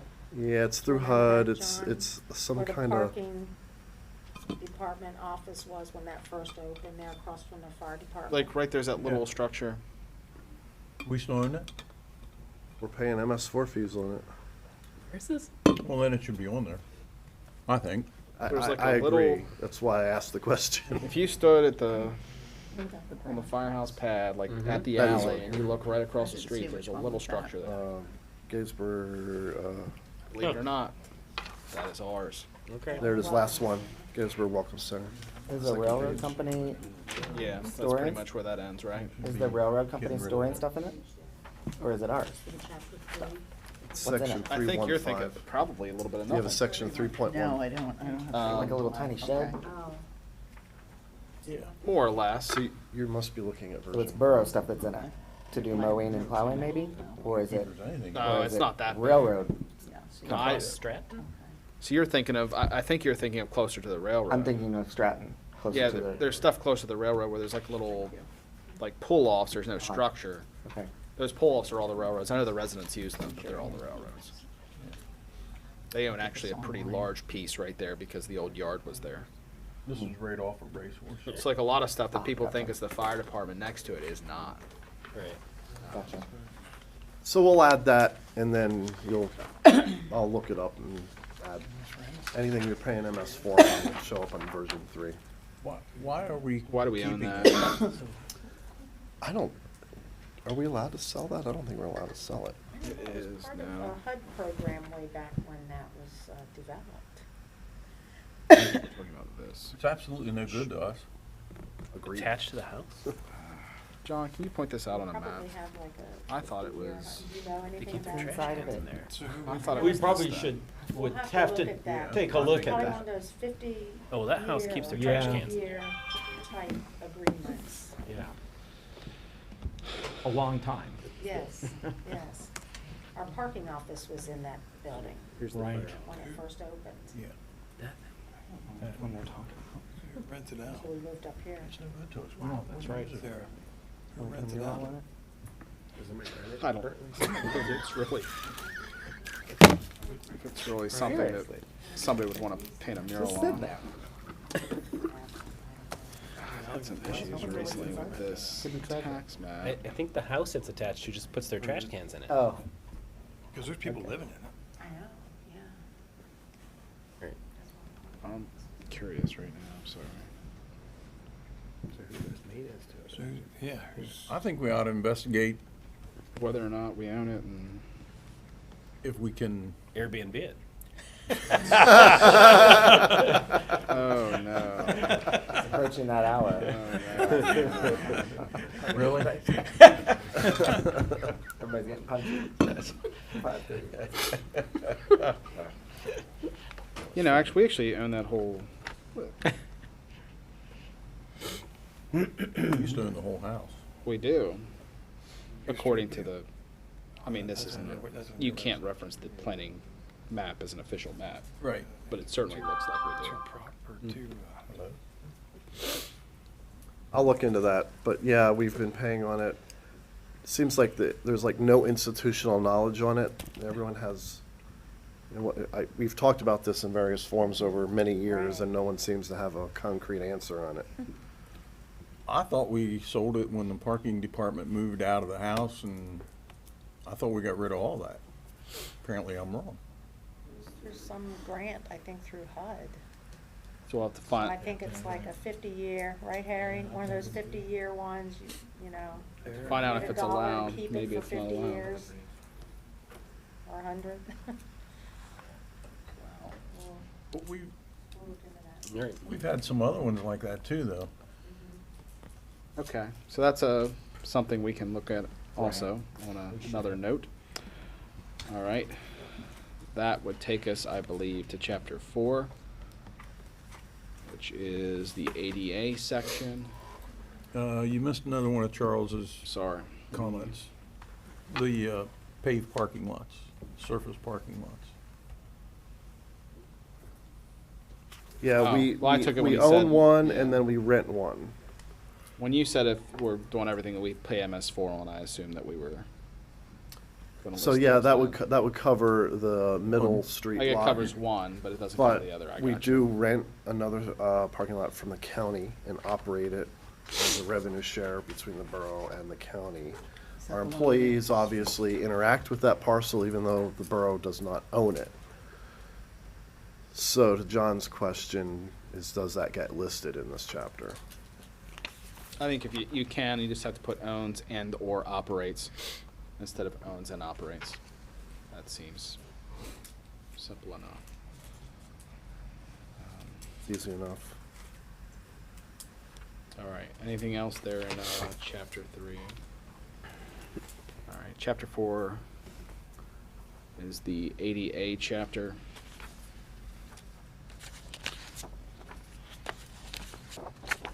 I'm We trying to need see. all this in the handbook? I mean, if we have an ADA coordinator, I mean, doesn't federal law supersede all this anyhow?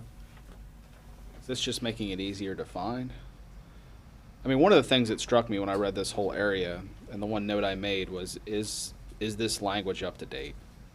That's what I started looking at. Well, sir, our labor councils looked at this, so. Yeah, now that's what I yeah. started to think when I So started the reading labor certain council did not phrases. say, strike this chapter.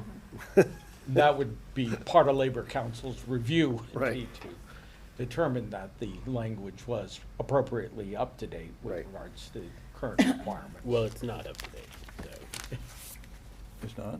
No, it includes terms like transvestitism and transsexualism. There was a whole section in there that really,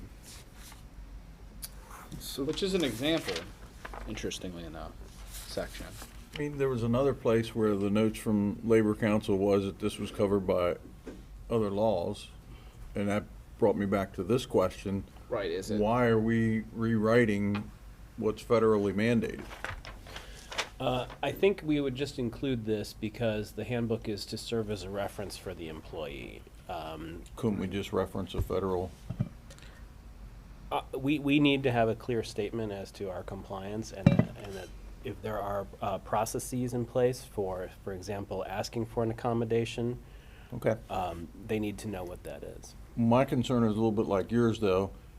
All the years dealing with Marilyn Phillips, are we gonna review this every time there's change in ADA? Because if we don't, we're looking at the possibility of something coming back to bite us where, What we had discussed previously was the concept of reviewing this every time we redo the CBA contracts.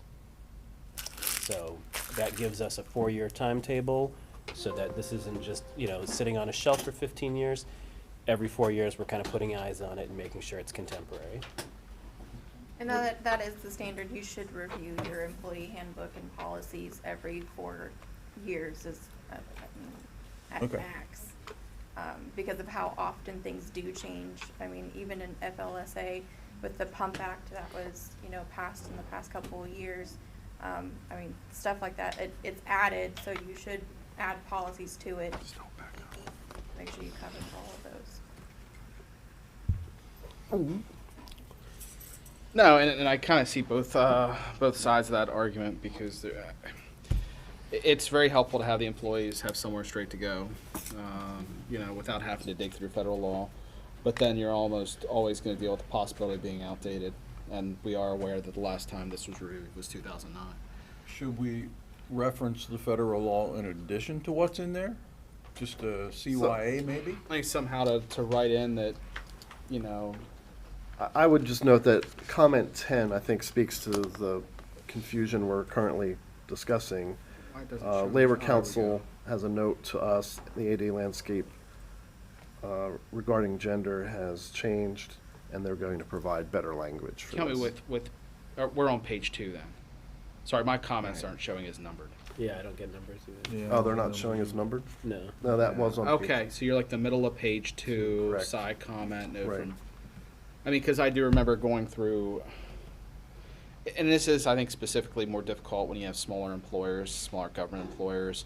When I went through FMLA, and if there is no guidance at all, it really kind of leaves you in a position where some people will just have no idea what's going on, and then other people print out 200 pages on FMLA, which is what I did. So the note I put in here, for everybody who's not seeing the notes, is that I would urge striking of the language that references transvestitism and transsexualism, unless this is a legal definition, which I don't think it is currently. If possible, we should mimic the language used for the definition of sex in the non-discrimination ordinance. Our handbook should align with our ordinance here. Yeah, there were a few language things that jumped out. I was like, I'm not sure, but that one was pretty striking. But you indicated Labor Council is going to be providing us with better updated With better language. language. Great. Yeah, that's kind of where I expected that to go. And That's important. And then you'll see there's a number of places where I've commented. I know this can seem a little niggling, but the person first language, so saying a person with a disability as opposed to a disabled person, is the contemporary usage. Yeah, that was the one that struck me. That was a little less. You sure I can't go backwards? It was just a little less harsh, but I know that with some work that I know that people do that I'm aware of, that that's how that generally is phrased at current. All right, so is everybody okay with the person with a disability language as opposed to disabled person? And we'll be expecting Labor Council to give us something quite different for the middle of page 2. I know I feel like I'm jumping around here a little bit. Well, my concern is just that we get it right. Yeah.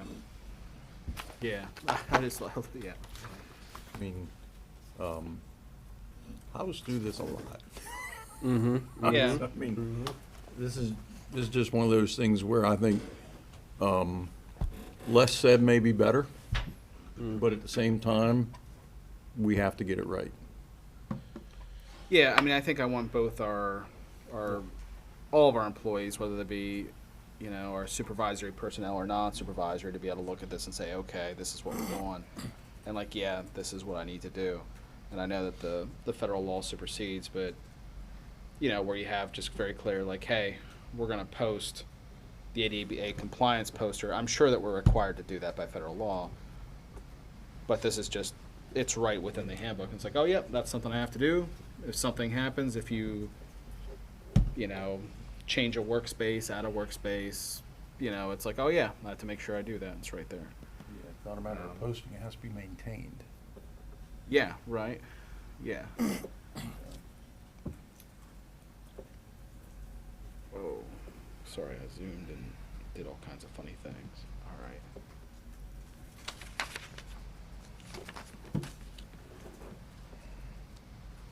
Okay.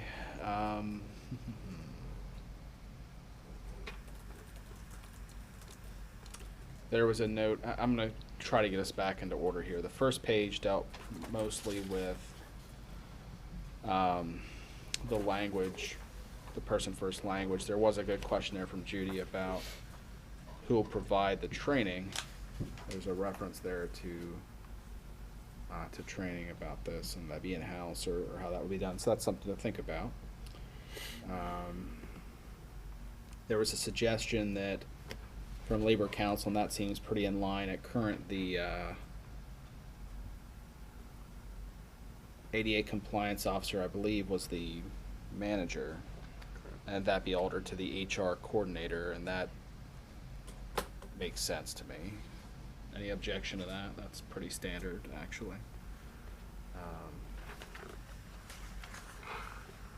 think those are the only other items there on the first page of that section, that chapter, I should say. There's a note here at the beginning of page 2 that deals with compliance and the borough providing ADA training to its supervisory and managerial staff. And there was a note from Labor Council that the borough has not or intends to not provide such training. The bulletin should be deleted. I think we should intend on providing such training. Anybody feel that we shouldn't provide ADA training? To whom and to what end? It says the supervisory staff and managerial staff. So I would assume that would be to the end of understanding things like what is a reasonable accommodation and what does that mean? Yeah, well, or at least how to, well, right, there's a different standard of expectation, right, between the manager or, say, the supervisor of a department. But I don't think that our supervisors and departments should simply just be able to say, "Yeah, we'll kick it up to the manager and they figure it out." There are certain things they should know, in my mind. So where are you gonna get this training? Well, that's a very good question. I think that's probably what Labor Council is referring to. Do you have some insight there? That's exactly the question. Where does that come from? Right. That's a very good question. So, I mean. Or is it just an expectation well, that, I like, mean, hey, you're in this job, you should know this? Well, yeah, but I mean, this I don't see this being an annual training, like. Yeah, I mean, I see the as like a supervisor, there's a certain level of knowledge that we all should know. Yeah. This is one of them. Sure. So, you know, maybe once every 2 years you get a refresher on this kind of thing, and our Labor Council could very well do that. Okay. Yeah, or there might be some sort of online, you know, little tutorial and test you can get certified with or something like that. I would think it would be the human resources coordinator, manager, assistant manager, and then other department heads would come to Kara's office, you know, if they have issues. The response as to whether something is going to be accommodated or not needs to come from sort of an informed source, not just any department head. Oh, no, I'd agree. Yeah. I think from a department head I'm looking at, you need to be able to recognize that this is a situation that may involve an ADA compliance issue, may involve an accommodation, and that this is something you need to kick up to a managerial person, to either the manager or HR, that it needs to arrive at that destination. It's not something that can be let go, you know, if someone's having a difficulty with their position. And I can appreciate that the number of things that, I mean, even at Chris and I do every year, it's kind of like you're beating a dead horse. Some things are necessary, but some things that have been mandated by law, just, it gets a little excessive. I mean, this will be instructive. We do have staff who do require some types of accommodation. Right. And so their supervisors should be aware of the 40,000-foot view level of that at least. Yeah. I guess, or I'm a little foggy on it, is like I go to ADA conferences every 2 years for my position, and at no point is there a training, right? Like there's no magical course of information you need to know. You just have to be aware of the law and know that, you know, if an accommodation is requested, you're seeking help because you are going to be held to a legal standard, right? So it's rarely ever a managerial decision. So it seems like as long as there are certain key people who are notified when the question is risen, then you know that's the COIA for the borough, right? Like, Well, it's unrealistic to expect someone in like the manager's position. It would be unrealistic to expect them to do some sort of continuing education training on everything that they need to know. Right. Because then all we would ever do is continuing education training. Right. But so I'll give you for instance. So like we have line workers who would require some type of accommodation. Kara or I won't know that unless it's identified by that person's immediate supervisor, who can then elevate it to us. Right. So. But you wouldn't necessarily want the department heads making the final decision. No, I don't think that's the point to this at all. It's just like, you know, what are the warning signs? It's still what they used to call them having hazmat, R&I, recognize and identify. Right. Having a procedure and a policy in place for department heads, you know, for reporting is, I think, probably more appropriate. So I don't know that it necessarily belongs here for, you know, the rank and file employee. I think some of this probably belongs in job descriptions, though, because if you promote from within, and you're not a supervisor, but now you've been promoted and you are a supervisor, just because you got the title doesn't mean you inherited information that now you're aware of all this. So they're going to have to get training somewhere, even if it is only at the 40,000-foot view. Because you could very well promote somebody who's very qualified for a job and is not aware of these things. Yeah, that's a good point. And that could happen in any department. It could happen when somebody runs for sergeant in the police department. You know, they get promoted because of civil service test, and now they have a supervisory role. They're great on all the laws and cop books and everything else, but now we've thrust another layer to them that's out of their job description. I guess where I'm at is we as a borough owe it to them to find them that training as opposed to them having to. If somebody already knows these things, that's great. But yeah, if we're not going to create some sort of mechanism to get them where they need to be, that's really not helpful for the operation. Yeah. Well, and to your point, I mean, you don't typically just shove a supervisor into, like, if you're promoting from within, I mean, they learn things every way, but you should, and I have been looking into, like, leadership opportunities for any kind of trainings for leadership or supervisory trainings. Typically, you would put supervisors, like, especially brand new ones, into a type of training. I just have yet to find one that would fit the borough. As far as ADA trainings, I know that PSOB covers them, and so does PML. And they often do webinars, so it's not, you know, beyond the fact that we could just put our supervisors on a webinar for ADA. I mean, that's completely But we should probably doable. consider some sort of job description associated checklist for promotions. I think that's something we may need to create or consider. Because I know it happens in the police department, it happens with civil service, right? Someone scores the highest, they're going to be a sergeant.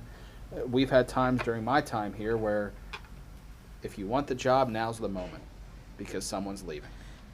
So it's nice to prep people, but then there are also times where it's like, hey, we need to make sure we've covered the bases just to do right by the employee, really. So yeah, I mean, I think those are things, maybe they don't belong in here, but we could have some sort of a checklist. Okay, so where do we land there? Leave it in. Leave it in there, Yeah. okay. Then we'll address it some other places with documents and so forth. Yeah, and that's in there about, okay, note from Labor Council. Yeah, so that's the landscape has changed. Comment there from Labor Council, so they'll deal with that.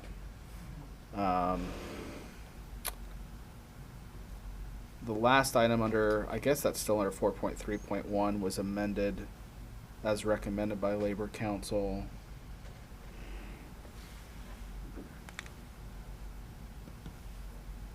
And that basically adds the concept that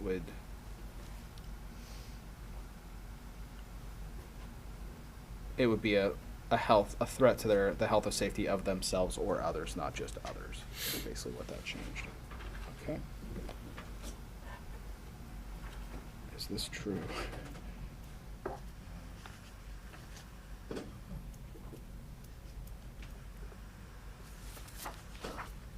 So that's yeah, so under 4.3.2.1 reasonable accommodations provided.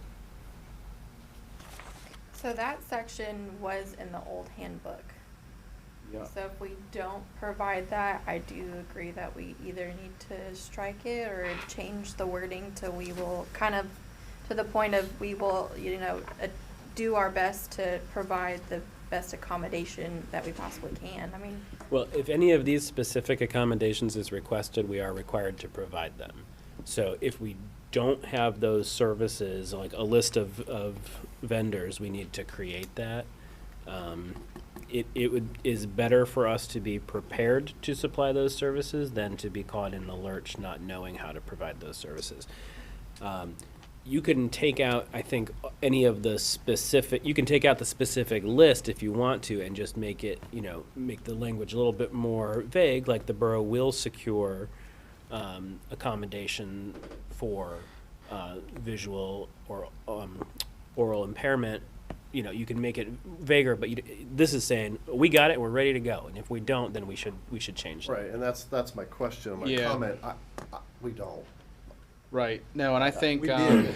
I've not heard of in my 9 years. I would not know how. I know someone that deals with that comply with this type of item at the state that I can pretty readily probably get you some contact information before next month of if they keep a list of go-tos or how that is done, because I know that the state, that is an issue they deal with in a variety of settings, right? They have these, and I don't know if they're contracts or if what the hell they had set up, but I can get some information for you. This is a sphere where technology is evolving very quickly.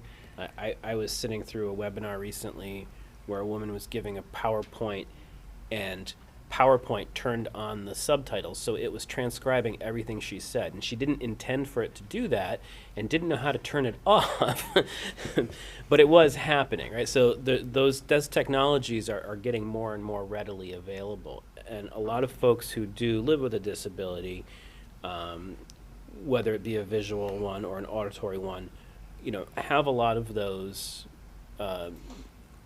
tools worked out for themselves. However, if it's somebody who's in our employee with a new disability, and we need to be able to communicate with them, we need to have those things sort of in our pocket and ready to go. I think at one time, the county had a list of interpreters and everything that we had a copy of. So we did an audit of ADA stuff back at the very beginning of my time in your chair, and it was an ugly audit. It was an ugly result. but we went around and we found stuff like that, and I think it was a county, it might have been a county We court. work with the county, and I think we've also worked with the college. We've had interpreters here already. We Right. had hearing impairment, but that was for somebody attending a council meeting that we've had to use. So we've always reached out to the county and the college for help with things. Yeah, but as far as a list, Personnel, I think. I And remember the that a long college, time yes. ago. And the Right. college would provide trainings Right, as well. exactly. Yeah, Right. it would be useful to have the list so that when it Yeah. comes up, we're not scrambling. Yeah, and it's up to date, because I know that's at work, that's a constant. You see people adding and dropped it almost every month. Well, not every month, but every few months in our translator list. We keep one. You know, it's just a necessary service. Okay, so we have some work to do there. The next item we have under is 4.3.4, medical records confidential. So this is that there's a separate file for medical history. Yes, Yeah, it's all there's an separate. employee file and there's an employee medical file, and they are kept in separate locations. So those are separate. Okay, Yes. as they should be. Okay. And that's a practice that's vetted by council? It's always Yes. been, yeah. It's Well, required. that was not my question. Oh, I didn't That know. was a process that has been vetted by legal counsel? Oh. Yeah. Okay, thank you. Matt, I'm trying to capture what your comment is at legal. Is that the Uh, same thing or the- the whole? Yeah, yeah, the question of keeping a secondary Gotcha. file on somebody's medical history. Gotcha. well, we should have medical files for every CDL driver we have. So certain things They you have to provide Yes. a certificate Physical. every 2 years. Yeah, and then after I wrote that comment, further on, it talks about how, you know, we may need to send somebody for a medical review, and so in that case, I understand why we would have that file, so. Yeah, this isn't like a full CDL medical drivers history. gotta go This is drug and what's alcohol required for testing. someone's employment. So, like, the most extensive is going to be like your CDA. But, for example, we hire police officers. One of the things they'll go for is their physical exam, and we should have that. You have to have a baseline. I mean, we think of this a lot now with cancer presumption. You know, if you don't have a baseline, you don't know what the person had when they started employment. So let me ask a follow-up question here. So you said that file is stored in a separate location than their personnel file. So that you have personnel files, which are in their own thing, which contain anything from like W-2s, your signed documentation. The medical file can have anything from a doctor's excuse and workers' comp. So, you know, for the officers that go out on workers' comp, we have those filed away in their medical file, and then we have the doctor's excuses of like return dates. You know, And if so they go these out. files in a separate location are accessible only by you? Okay. Me and Sarah.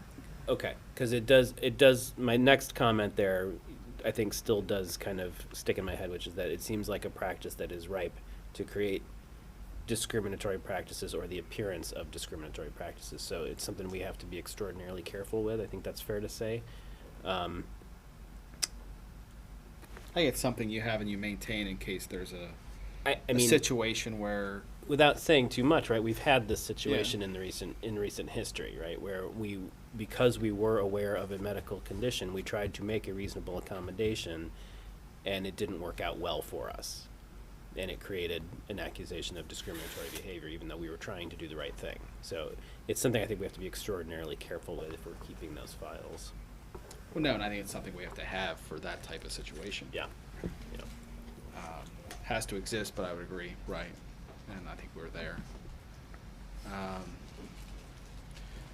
4.3.5 deals with light duty. That's a good question, Mrs. Butterfield. Who will determine the length of that?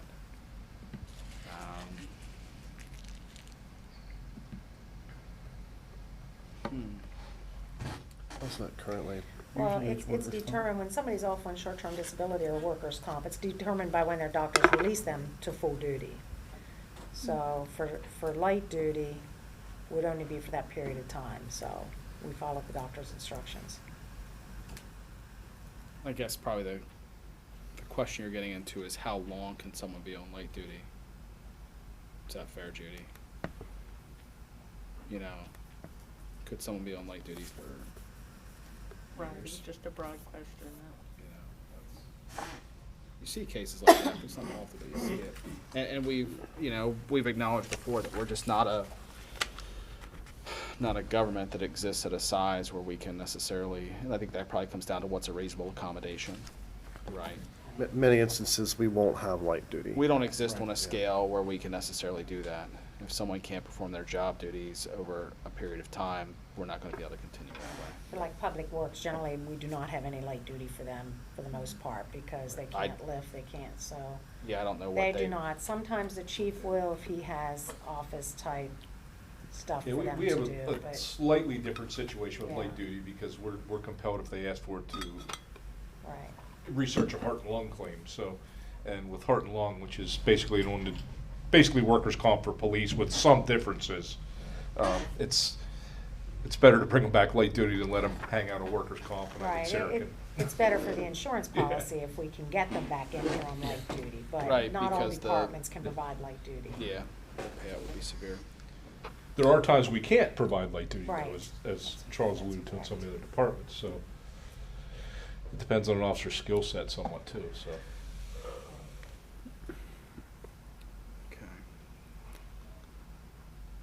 You can see there was some language added by the recommendation of Labor Council for accommodations for pregnant employees under Title VII.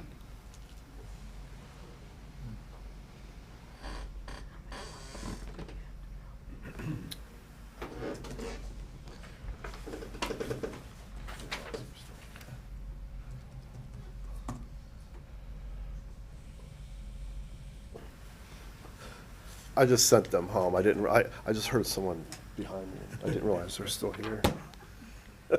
I'm starting to think about that in a broader sense. Well, subtle hint, maybe not, I don't know. Yeah.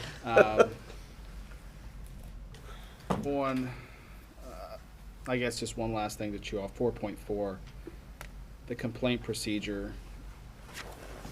If HR is the ADA officer, should that not be altered? Or should that come to the head of the borough because, and then you'll direct it to the HR? But I I'm kind of not feel sure. like it should be a joint effort. I mean, of course, the ADA is gonna probably make its way to my desk first, as far as any kind of paperwork or accommodations are, spoken of. But anything beyond that, if we had to make a first instance a change to the facility to accommodate, then that would have to go through Charles. I guess the one thing I look at how that address is written, part of me in my mind says that there should be something written there about the contents so that it doesn't sit on someone's desk while they're on vacation. In the back of my mind, that clicks, that somehow, no matter who it's addressed to, it should somehow reference ADA. That was I had the same question. I talked to Kara a little bit about it. Yeah. Okay, yeah, so mine's going, like, I wouldn't want that to sit for a few weeks if it's I time. personally would like a joint effort. I mean, Oh, just, I agree. just for your reference there, like if I'm out on vacation and somebody has an ADA, then they know that they can also go to Charles because he's also an officer. Or I don't know if Sarah wants to be one or not. My first thought was like, well, we send it to Charles because then it'll get open, but like, if it's Charles on vacation, they're not necessarily opening his mail either. Yeah.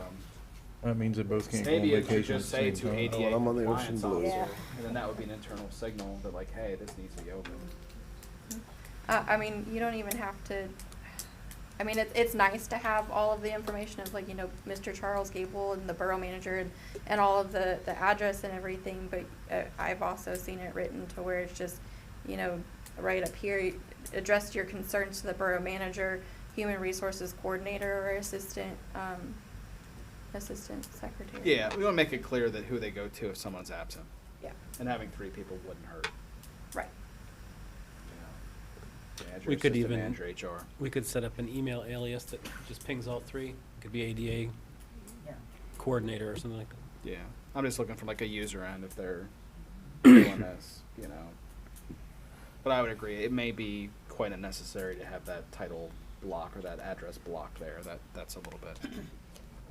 Anyone this is going to apply to knows where the borough building is. Yeah, in I think answer, that's right. You could set it up so And we that could the have something ADA like that compliance created. committee and it goes to, you know, the three of you, for example, and that covers the basis for vacations and things. Yeah. That says about reporting, and it's like, well, you know Right. who these three people are. So if you can't find one of them, find the next one. Yeah. And then in answer to the question Charles poses here, I don't think we would involve the HRC at this point. If it escalates to the point of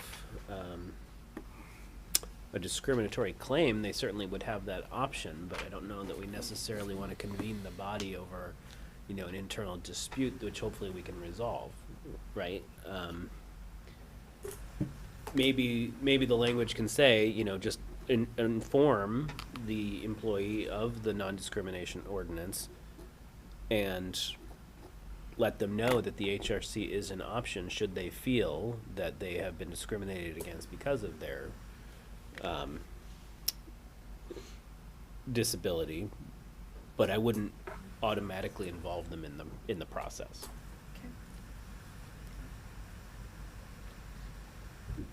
All right.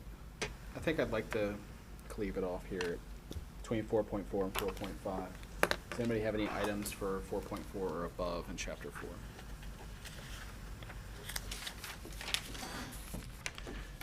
That's where we would pick up in April.